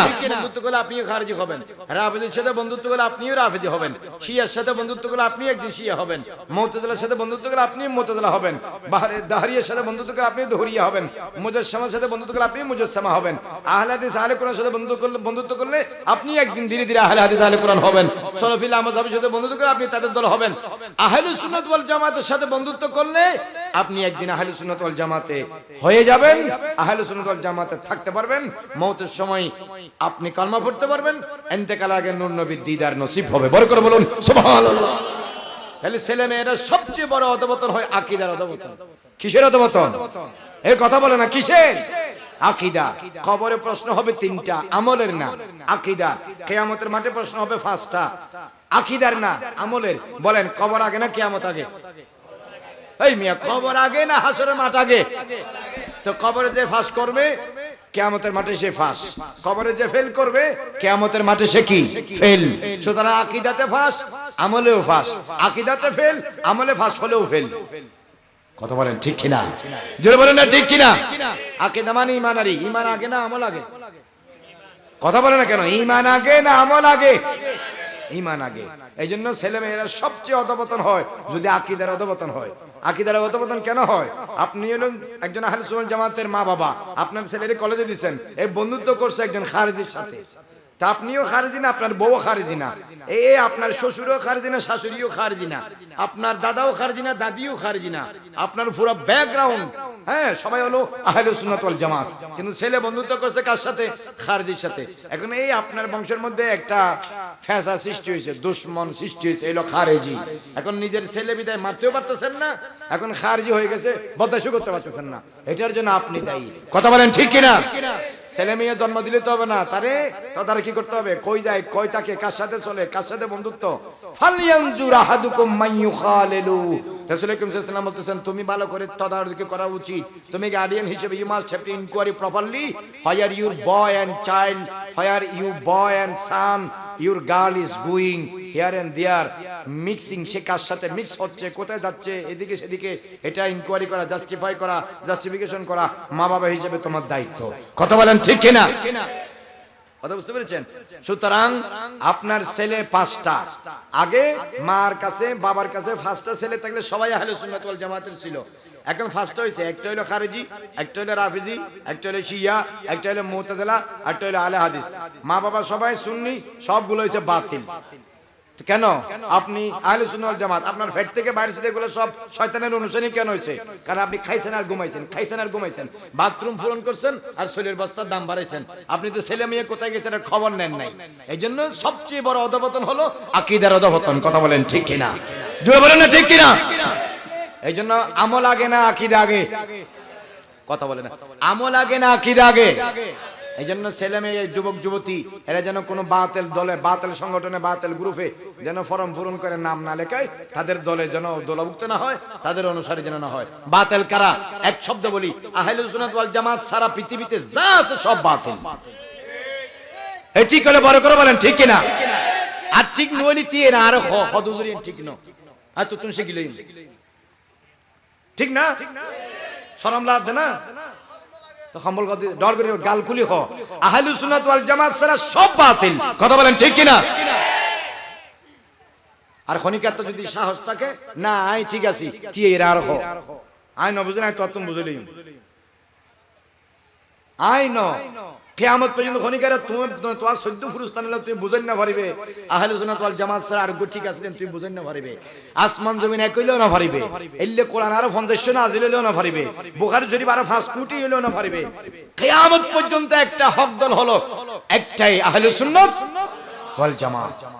বাস ছেলে মেয়েরা যারা জন্ম দিছেন জিনুর যাতে আইজনো ফুয়াসা নু হই তারা তো বাসি গিউ, আর যারা তো এর দুনিয়া ছাড়ি দিউ ইনের খড়ে জান না, যারা কেন খেয়াল করছো সাহেবে খড়ে যাইর যুগদের খাল্লয় আন্ডার খাল্লয় চলেন। এই জন্য সবচেয়ে বড় অধপতন হলো আকীদার অধপতন, তারপরে অধপতন হলো চরিত্রের অধপতন। কথা বলেন ঠিক কিনা? আকীদার অধপতন হলেও জাহান্নামে যাবে, চরিত্রের অধপতন হলেও জাহান্নামে যাবে। তবে আকীদা ঠিক থাকলে চরিত্র খারাপ হলে জাহান্নামতে যাইয়া মারিফিট খাইয়া একদিন জান্নাতে যাবে, কিন্তু আকীদার অধপতন হলে জাহান্নামে যে যাবে আর বাড়িতে পারবে না। কথা বলেন ঠিক কিনা? রাসূল কারীম সাল্লাল্লাহু আলাইহি ওয়াসাল্লাম ইরশাদ করেছেন, মান তাআল্লামা ইলমান ইয়াবতাগি বিহি ওয়াজহাল্লাহ লা ইয়াতাআল্লামহু ইল্লা লিইউসিবা বিহি দুনিয়া লিইউসিবা বিহি আরদাম মিনাদ দুনিয়া লাম ইয়াজিদ আরাফাম মিনাল জান্নাতি ইয়াউমাল কিয়ামাহ। দুনিয়া কামানোর জন্য, বাহাবা পাওয়ার জন্য যারা কোরআন হাদিসের ইলম অর্জন করে, সেই জান্নাতে যাওয়া তো দূরের কথা, জান্নাতের ঘ্রাণও পাবে না। কথা বুঝতে পেরেছেন? সুতরাং ছেলে মেয়েদেরকে তারা যেন বাতিল দলে, বদ আকীদায় আসক্ত না হয়, এই জন্য গার্জিয়ানকে 24 ঘন্টা সতর্ক থাকতে হবে। কারণ এটা হলো তাদের বড় অবক্ষয়, বড় ইনহেরাফ। হাযাল ইনহেরাফ ইনহেরাফুন কাবীরুন লিআন্না হাযাল ইনহেরাফ ইনহেরাফুন আন আহলিস সুন্নাত ওয়াল জামাআহ। সুতরাং এখান থেকে যে ইনহেরাফ হয়েছে, যে মুখ ফিরিয়ে নিয়েছে, তার রাস্তা জান্নাত নয় জাহান্নাম। কথা কোন ঠিক কিনা? এরপরে চারিত্রিক অধঃপতন এবং অবক্ষয় হওয়ার অন্যতম কারণ হলো জানা বেবিচার। জানা এবং বেবিচারকে সহজ করা। আমাদের দেশে চেয়ারম্যান, মেম্বার, সর্দার, মাতবার, কোটিপতি, শিল্পপতি, ডিসি, এডিসি, এসপি, সরকার যারা আছে, মন্ত্রী, এমপি, তারা বিয়ের করছে কঠিন, বেবিচারকে করছে সহজ। দেখেন নাই কিছুদিন আগে আমাদের বাংলাদেশের যিনি প্রধান উপদেষ্টা যারা আছে, দেহ ব্যবসা করে, তাদেরকে কি বলে? হ্যাঁ, পতিতালয়ে যারা থাকে তাদেরকে কি বলে? প্রস্টিটিউট। এদেরকে বাজেট দিছে, বাজেট দিছে। বেশ্যাদেরকে কি দিছে? Budget, budget. কই তোমরা, তোমাদেরকে লক্ষ লক্ষ টাকা দিছে, তোমরা এগুলো করে ধরে খাওগা। এগুলো জায়েজ না, হারাম। কাসবুল বাগাওয়াত, অবৈধ বেবিচার মিলন করে একজন ছেলে একজন মেয়ে অবৈধভাবে মিলিত হয়ে যে টাকা ইনকাম করে, এটা 100% হারাম। এটা 100% কি? হারাম। যখন বেহায়াপনা বেড়ে যায়, তখন সমাজে, রাষ্ট্রে মহামারী দেখা দেয়। যেই মহামারী তোমাদের আগের যুগে ছিল না, যেই মহামারী আমাদের আগের যুগে কি ছিল না। আসমান থেকে নতুন নতুন মহামারী জমিনে আসবে, বেহায়াপনা, অশ্লীলতা বেড়ে যাওয়ার কারণে। এখন দেখেন শহরের গ্রামে গ্রামে মুড়ে মুড়ে যে সাইনবোর্ড দেয়, এখানে মেয়েকে সাইনবোর্ড দেয়, মেয়ের পোশাক হলে অর্ধেক, এদিকে অর্ধেক, এদিকে অর্ধেক। তো অ্যাডভার্টাইজে মেয়ে, সাইনবোর্ডে মেয়ে, পোস্টারে মেয়ে, হ্যান্ডবিলে মেয়ে, টেলিভিশনে মেয়ে, ফেসবুকে মেয়ে, ইউটিউবে মেয়ে, 24 জায়গায় 24 ঘন্টায় সব জায়গায় মেয়ে।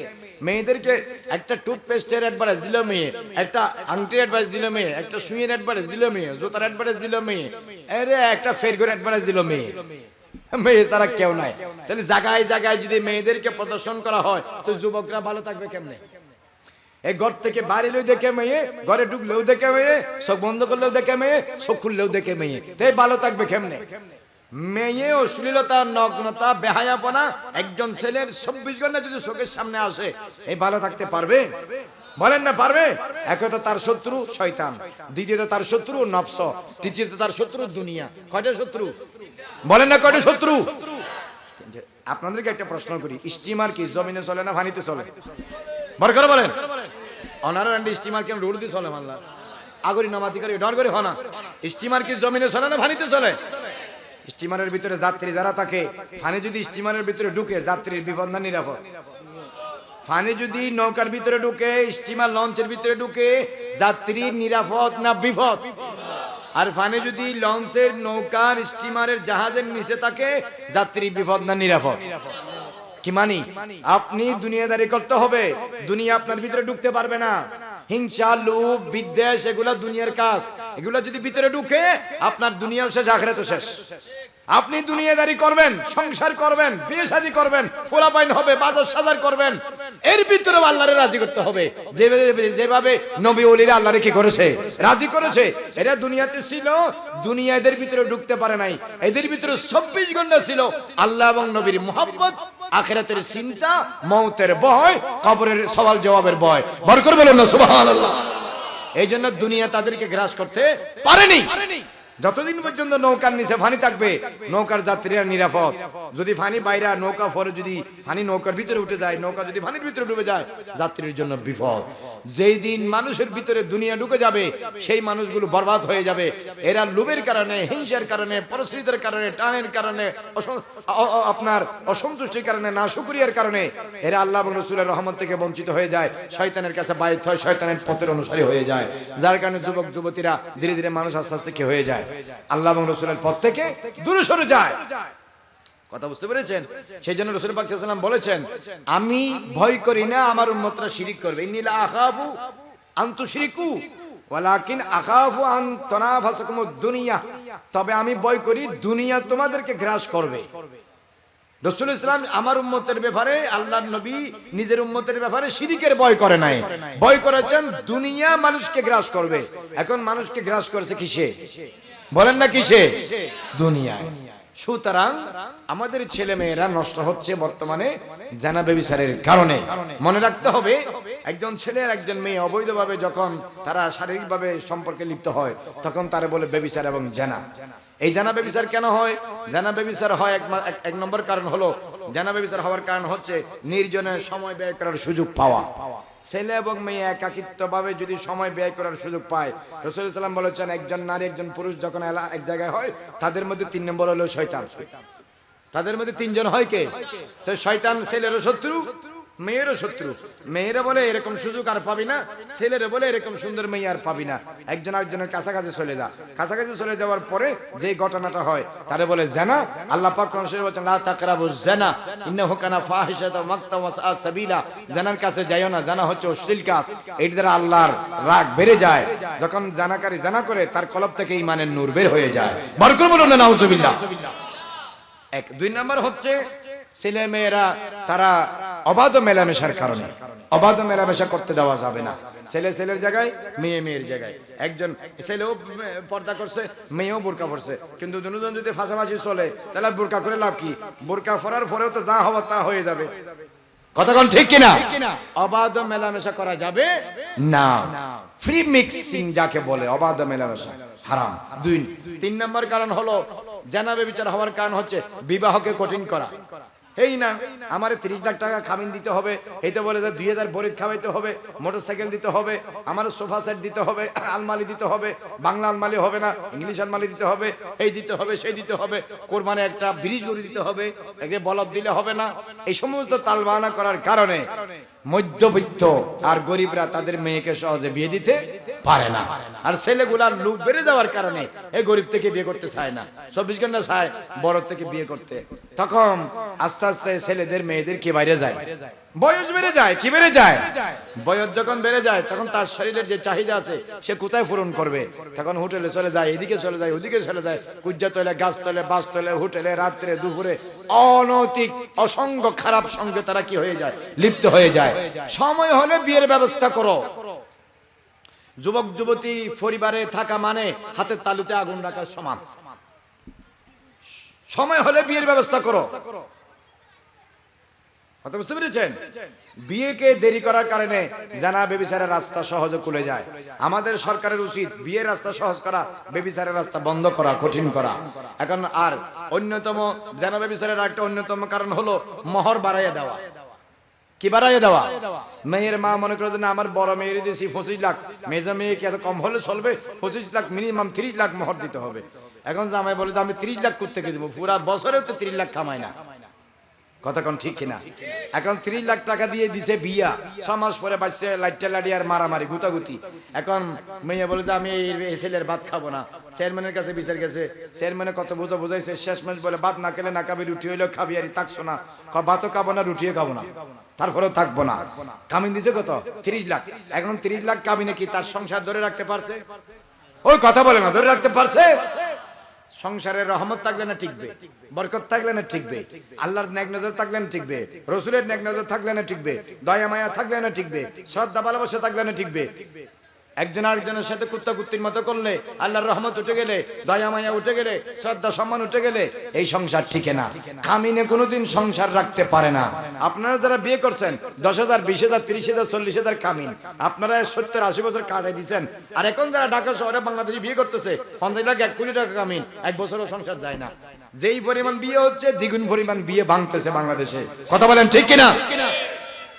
অতিরিক্ত মোহর এবং লোভ লালসার কারণে।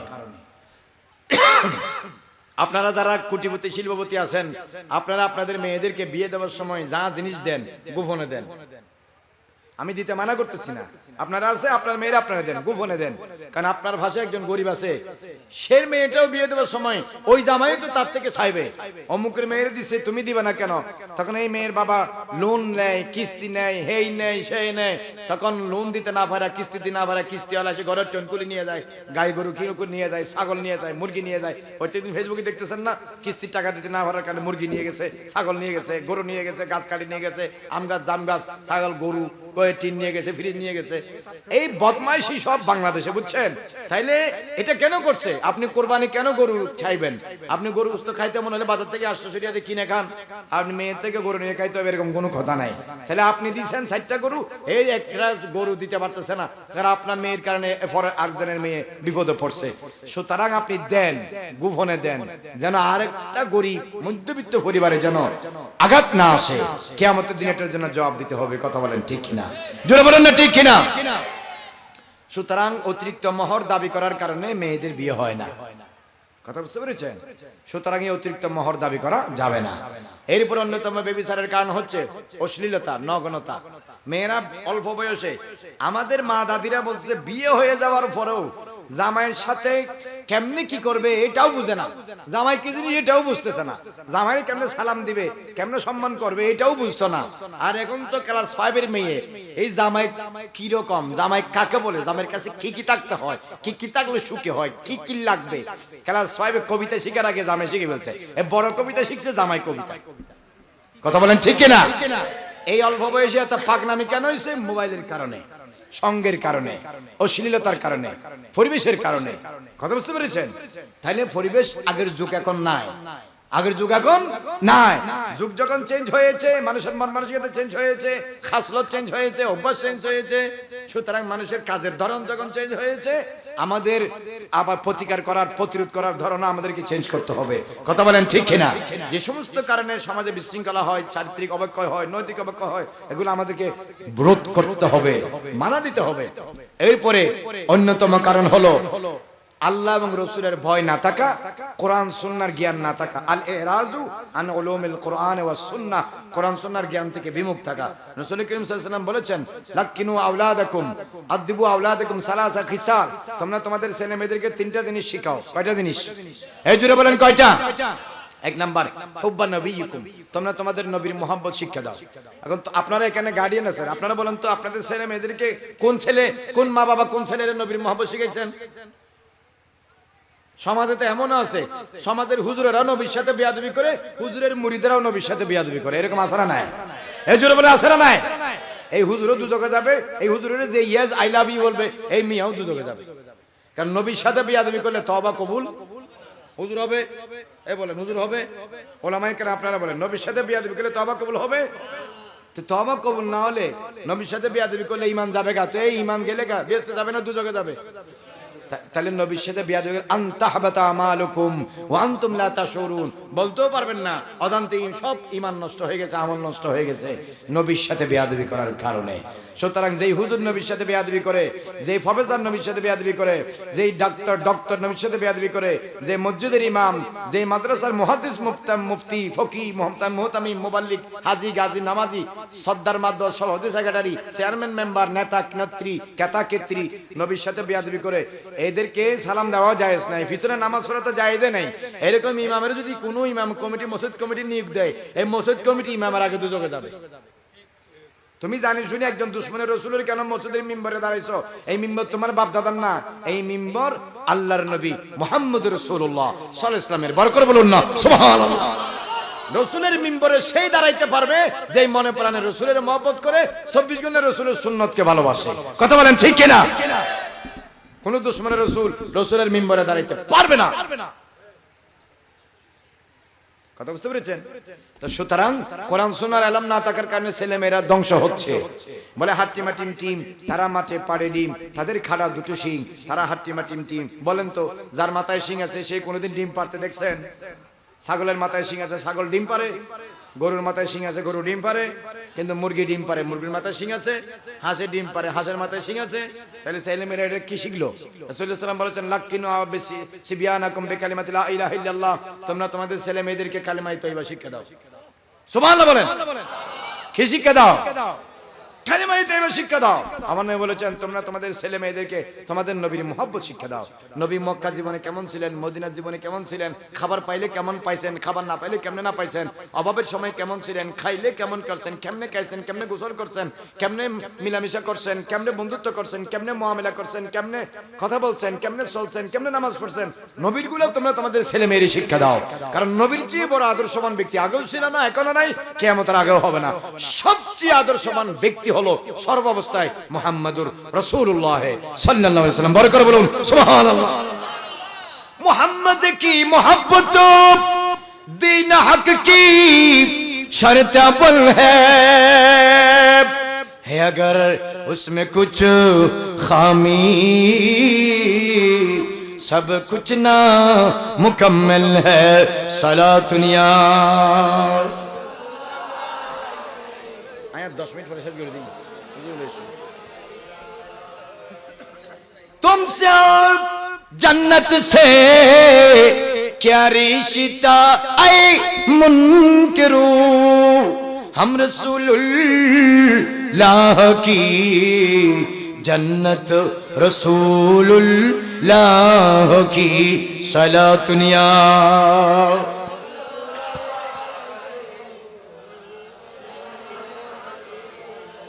ছেলে মেয়েদেরকে নবীর মুহাব্বত শিক্ষা দিতে হবে। বলেন কার মুহাব্বত? জোরে বলেন কার মুহাব্বত? কারণ নবীর মুহাব্বতের নাম ঈমান। সুবহানাল্লাহ বলেন। নবীর মুহাব্বতের নাম কি? আমি অমুক নেতারা ভালোবাসি, এটা ঈমান না। আমার নেতা অমুক, আমার নেত্রী অমুক, আমার আদর্শ অমুক, আমার ভালোবাসা অমুক, আমি সব বিজ্ঞানে অমুকরে পছন্দ করি, এটার নাম ঈমান না। এটা দুনিয়াতে কোনো লাভ থাকলেও আখিরাতে 2 টাকার লাভ নাই। কিন্তু আমার নবীরে ভালোবাসলে আপনি একজন ফাক্কা ইমানদার হবেন, জান্নাত কনফার্ম হবে, কবরের সওয়াল জবাব আসান হবে, মওতের সময় সাকরাত আসান হবে, কলমা পড়ে মরতে পারবেন, নবীর দিদার পাবেন। এই কালেও লাভ, ওই কালেও লাভ। দুনিয়াতে সম্মানী, আখিরাতে বেশি সম্মানী। ফুল স্পিডে ফুল সিরাত পার হয়ে ওপারে জান্নাতে চলে যেতে পারবেন। বরকত বলুন না সুবহানাল্লাহ। যে দামি নবীর মুহাব্বত। এজন্য রাসূল পাক সাল্লাল্লাহু আলাইহি ওয়াসাল্লাম বলেছেন, আদিবু আওলাদাকুম সালাসা খিসালিন, তোমরা তোমাদের ছেলে মেয়েদের 3টা জিনিস শিখাও। The first one of them নবীর মুহাব্বত, লাভ of Prophet Muhammad, peace be upon him. Each and every child and son, boy and girl must have to love, must have to learn what is the love of Prophet Muhammad, peace be upon him. मेरे नबी की मोहब्बत क्या है, उसको सीखना सिखाना, जिंदगी में उसको मिलाना, उसको बपाना, उसको हमा वक्त अपनी दुनिया में, जिंदगी में, किरदार में, रफ्तार में, गुफ्तार में इख्तियार करना, यही ईमान है। अला ला ईमान लिमन ला मोहब्बत लहू, जिसकी दिल में मोहब्बत मुस्तफा नहीं है उस दिल में खुदा नहीं। जिस इबादत में इश्क मुस्तफा अदब मुस्तफा नहीं, उस इबादत की कदर दरे खुदा बिल्कुल नहीं है। যার দিলের ভিতরে রাসূলুল্লাহ নাই, তার দিলের ভিতরে আল্লাহ নাই, যে ইবাদতে নবীর সম্মান নাই, সেই ইবাদত আল্লাহর কাছে 2 টাকার দাম নাই। বল করে বলুন না সুবহানাল্লাহ। সুতরাং নবীর মহব্বত আগে শিক্ষা দাও। আজকে মাহফিল থেকে গিয়ে যতদিন বাঁচবেন ছেলে মেয়েরা বলবেন নবীকে ভালোবাসো, নবীকে সম্মান করো, নবীকে শ্রদ্ধা করো, নবীকে তাজিম করো, নবীকে ইজ্জত করো। চলাফেরা, উঠা বসা, লেনদেন, আচার ব্যবহার, ব্যক্তিগত পারিবারিক সামাজিক রাজনৈতিক অর্থনৈতিক ধর্মীয়ভাবে উপেনে গোপনে একজনের দশজনে মাঠে ময়দানে ঘরে বাহিরে অফিসে আদালতে মিলা মজলিসে সভা সেমিনারে সিম্পোজিয়ামে মসজিদ মাদ্রাসা খানেকা স্কুলে কলেজে ইউনিভার্সিটিতে অফিসে আদালতে থানায় সচিবালয়ে সর্ব জায়গায়। আরে মিয়া তুমি পৃথিবীর ওই প্রান্তে গেলেও কবরে যাইতে হবে, আর কবরে তোমাকে জিজ্ঞেস করা হবে তোমার নবীর ব্যাপারে। যেই নবীর ব্যাপারে তোমার জিজ্ঞেস করবে সেই নবীর যদি 24 ঘন্টা দিল ভরে ভালোবাসো, দুনিয়া তো পার পাইবা, আখিরাত তো পার পাইবা।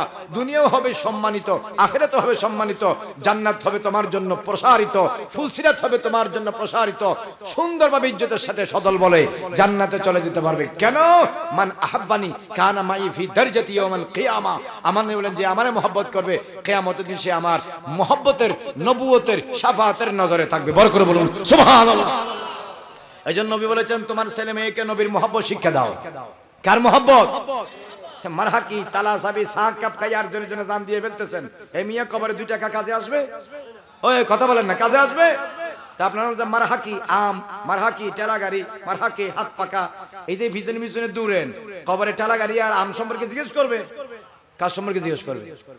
নবী সম্পর্কে। কার সম্পর্কে? 3টা প্রশ্ন হবে। মান রব্বুকা, তোমার খোদা কে? কে? জোরে বলেন কে? 2 নাম্বার মা দিনুকা, তোমার ধর্ম কি? আমাদের ধর্ম কি? বলেন আমাদের ধর্ম কি? 3 নাম্বার মা কুনতা তাকুল ফি হাযার রাজুলিল্লাযী বুইসা ফিকুম। মদিনা শরীফের দিকে আপনারে ফিরাবে, আমার নবীর চেহারার দিকে আপনারে ফিরাইয়া বলবে এই সুন্দর মহাপুরুষ, এই মহান ব্যক্তি সম্পর্কে দুনিয়াতে তোমার কথাবার্তা, আদব আখলাক, চালচলন, ওয়াজ বক্তব্য কেমন ছিল জিজ্ঞেস করবে। দুনিয়াতে যা বলছেন সেই সম্পর্কে জিজ্ঞেস করবে কোথায়? কবরে। কোথায় জিজ্ঞেস করবে? কবরে। কবরে তখন ফাঁসে কেউ থাকবে না। দুনিয়াতে তো বাহু মারেন, পুলিশ নিয়ে দূরেন, নেতা নিয়ে দূরেন, শেল্টার নিয়ে দূরেন, কর্মী নিয়ে দূরেন, হ্যাঁ সেলা নিয়ে দূরেন। কবরে সেলা, কর্মী, পুলিশ, নেতা কেউ থাকবে না। আপনি একা থাকবেন, 2 জন ফেরেশতা থাকবে, হাতে থাকবে লাঠি, যে এক লাঠির বাড়ি দিলে পাহাড় বিন্দু বিন্দু হয়ে উড়ে যাবে।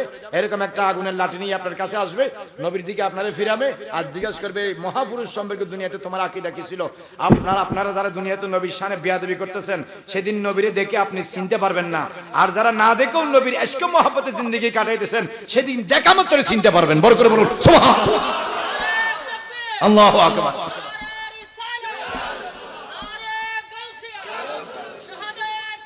জিন্দাবাদ, জিন্দাবাদ। निगाह अश्क मस्ती है वही अव्वल वही आखिर, वही कुरान वही फुरकान वही यासीन वही तोहा। বড় করে বলুন না সুবহানাল্লাহ। কবরে যিনি কাজে আসবে দুনিয়ারে তারে কাজে লাগাও। কবরে যিনি কাজে আসবে দুনিয়াতে তারে বেশি ভালোবাসো। কবরে যিনি কাজে আসবে দুনিয়াতে তাকে 24 ঘন্টা মহব্বত করো। কবরে যিনি কাজে আসবে, হাসরে যিনি কাজে আসবে দুনিয়াতে তার উপর বেশি দরুদ শরীফ পড়ো। তার সাথে বেয়াদবি করিও না। ওনার সাথে যারা বেয়াদবি করে তাদের সাথে দলে যাইয়েন না। যারা নবীর সাথে বেয়াদবি করে তারা জান্নাত পাওয়া তো দূরের কথা, 40,000 মাইল থেকে দূর থেকে জান্নাতের সুগন্ধ পাওয়া গেলেও তারা জান্নাতের সুগন্ধ পাবে না। কারণ দুশমনের রাসূল আর আশিকের রাসূল কোনোদিন এক নয়। বলেন না, দুশমনের রাসূল মানে রাসূলের দুশমন, আশিকের রাসূল মানে রাসূলের আশিক। আশিক আর দুশমন কি এক? বুঝে শুনে উত্তর দিবেন। এক? বলেন না এক? তো যারা দুশমনের রাসূল তাদের সাথে যান কেন? এর সাথে কোনো বন্ধুত্ব নাই। এর থেকে মেয়ে আনবেন না, এর মেয়ে দিবেন না, এর সাথে সালাম নাই, কালাম নাই, পিছনে কোনো নামাজ নাই। এই তো আমার নবীর দুশমন। তো নবীর দুশমন হলে আল্লাহর দুশমন। যে আল্লাহর দুশমন নবীর দুশমন, এই আপনার বন্ধু হয় কেমনে মিয়া? আপনাদের মাথা কি গোবরে ভরে যায় নাকি? যে আল্লাহর দুশমন নবীর দুশমন, এই মাইশের বন্ধু হয় কেমনে? এই তো আজরাইলের দুশমন, জিবরাইলের দুশমন। এই তো এই কালেও মার, ওই কালেও মার, খবর গেলেও মার, হাসরে গেলেও মার। এর জন্য তো কোনো জায়গায় রাস্তা নাই। আর আপনি তারে কোরমা পোলাও খাওয়াইতেছেন, আপনার জন্য ডবল মার। কথা কোন ঠিক কিনা? দুশমনের রাসূল আশিকের রাসূল কোনদিন এক বলেন এক নয়। খালি ফজরত আবার একও যাবেন এখনো 5 লিটার চেয়ারম্যান দিলি, 5 লিটার সয়াবিন তেল দিলি, একখান শাড়ি দিলি, একখান লুঙ্গি দিলি, একবারে দিলি, কেস দিলি, 5,000 টাকা দিলি, তলে কেউ যাবে মূল্য মরবে আর কি। এটা আসি দেখ বারাবার সঙ্গে হলো গ্যারেন্টি নেই। এখন জিয়ান কই আরো 100 বছর বাঁচলে ইয়ান কইম যায় ইয়ান স্যার আরেকখান হইতাম কারণ আছে যে কোন হাত যদি ইয়ান আরেকখান হইম হতুন। আর তুমি যদি আত্মন বেশি বুঝো তাহলে তো বাস আলহামদুলিল্লাহ। আর কথা যদি না বুঝো তোমার তো যদি কোনো বুঝ থাকে সাথিয়ে আরো হ হুজুর রসুল ছাড়া আরো হন রাস্তা আছে, তার রাস্তাগুলোর নাম হই আরে আল্লাহ রসুল ছাড়া আল্লাহরে পাওয়ার দ্বিতীয় কোনো রাস্তা নাই, আছে না?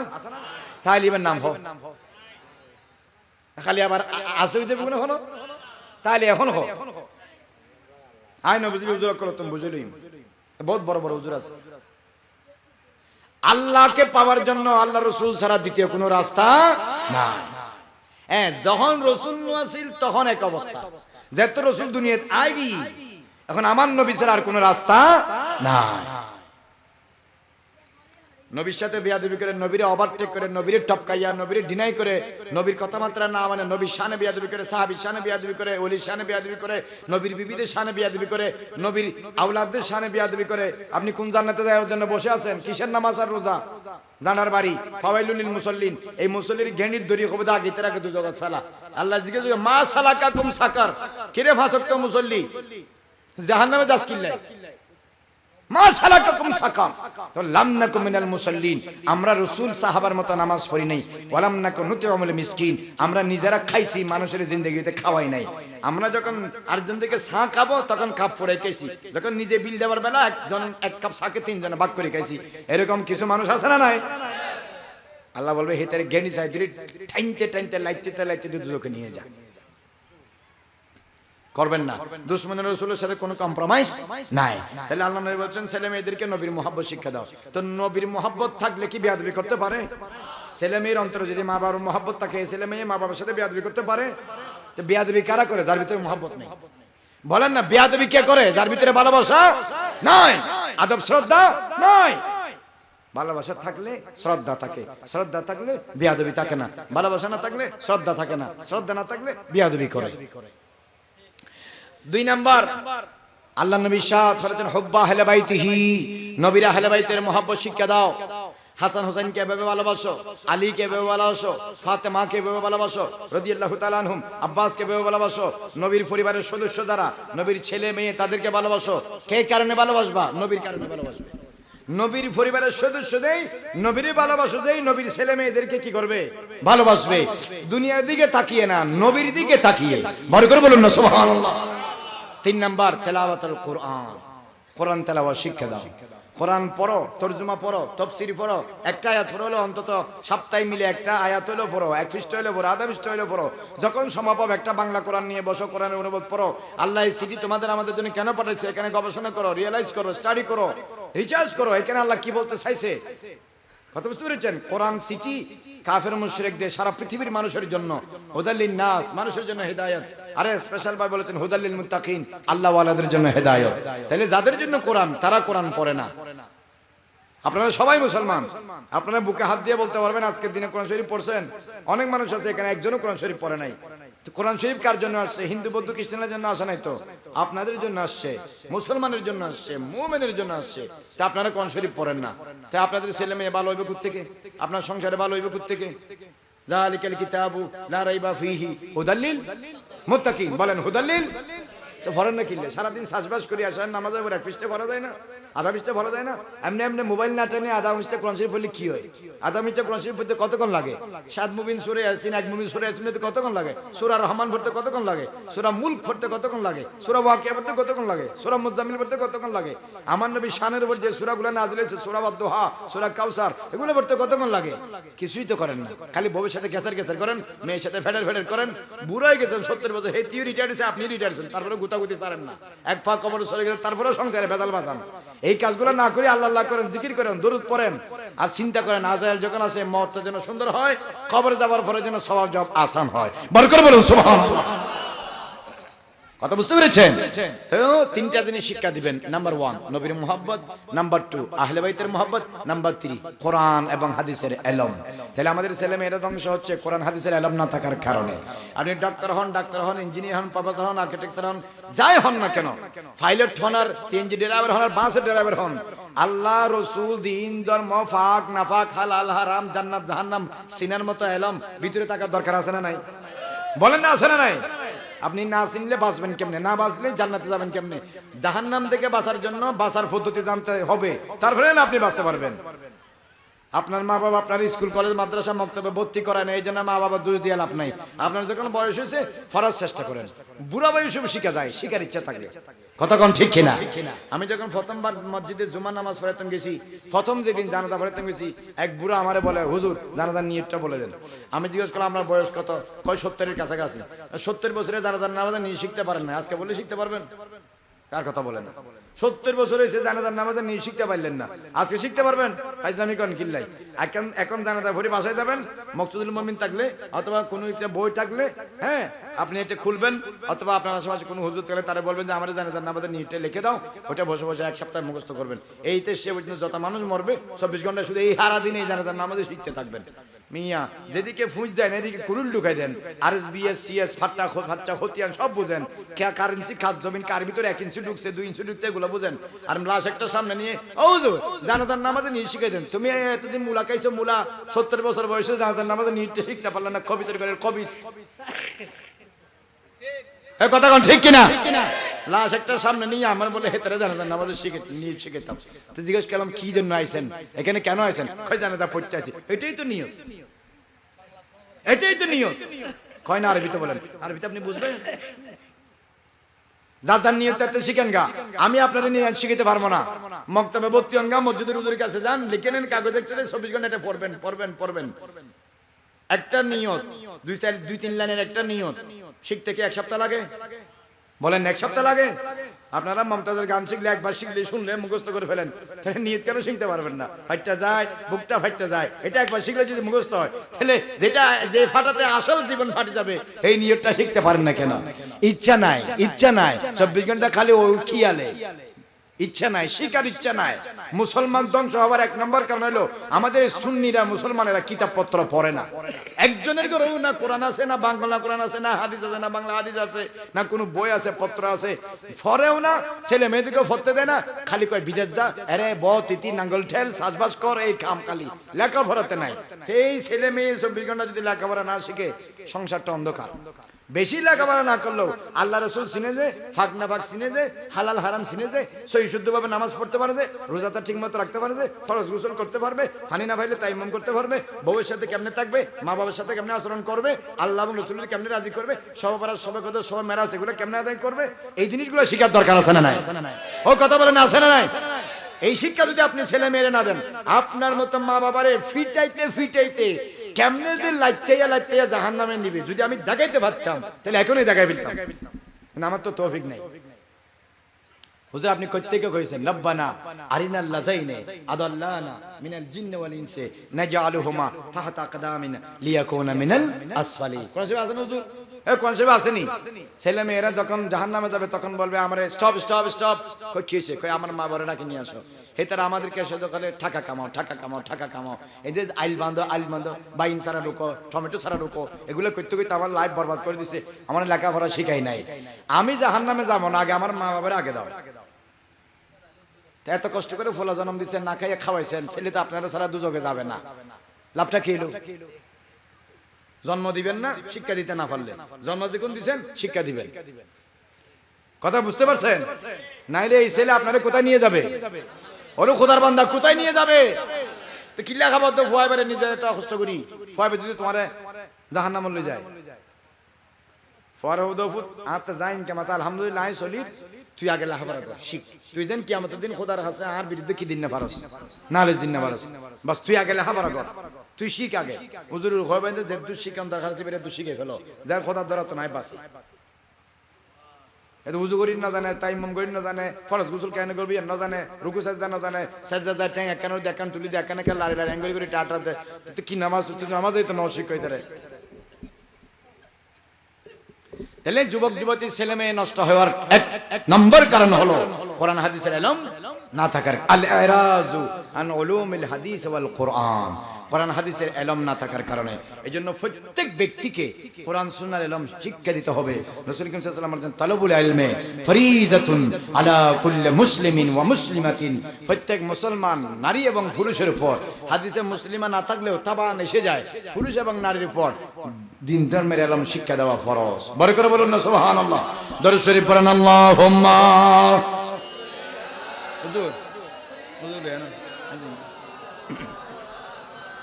মুহাম্মাদ ওয়া আলা আলি সাইয়্যিদিনা। জোরে মদিনার গোলামি আমায় দে ও মদিনাওয়ালা, মদিনার গোলামি আমায় দে। দয়াল নবীর গোলাম হতে আমরা চাই কি চাই না? দুই হাত তুলে বলেন, দুই হাত তুলে।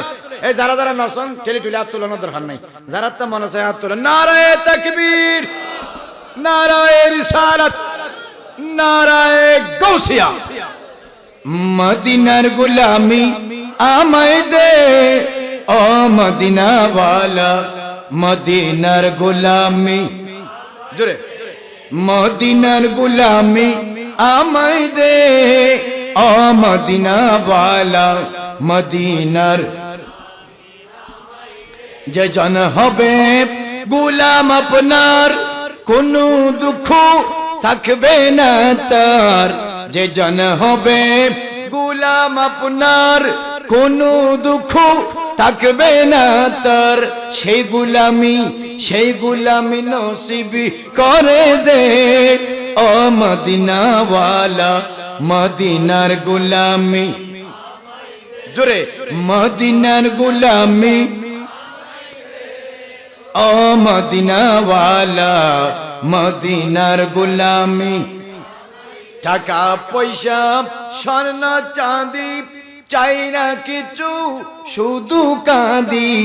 টাকা পয়সা স্বর্ণ চাঁদি চাই না কিছু, শুধু কাঁদি।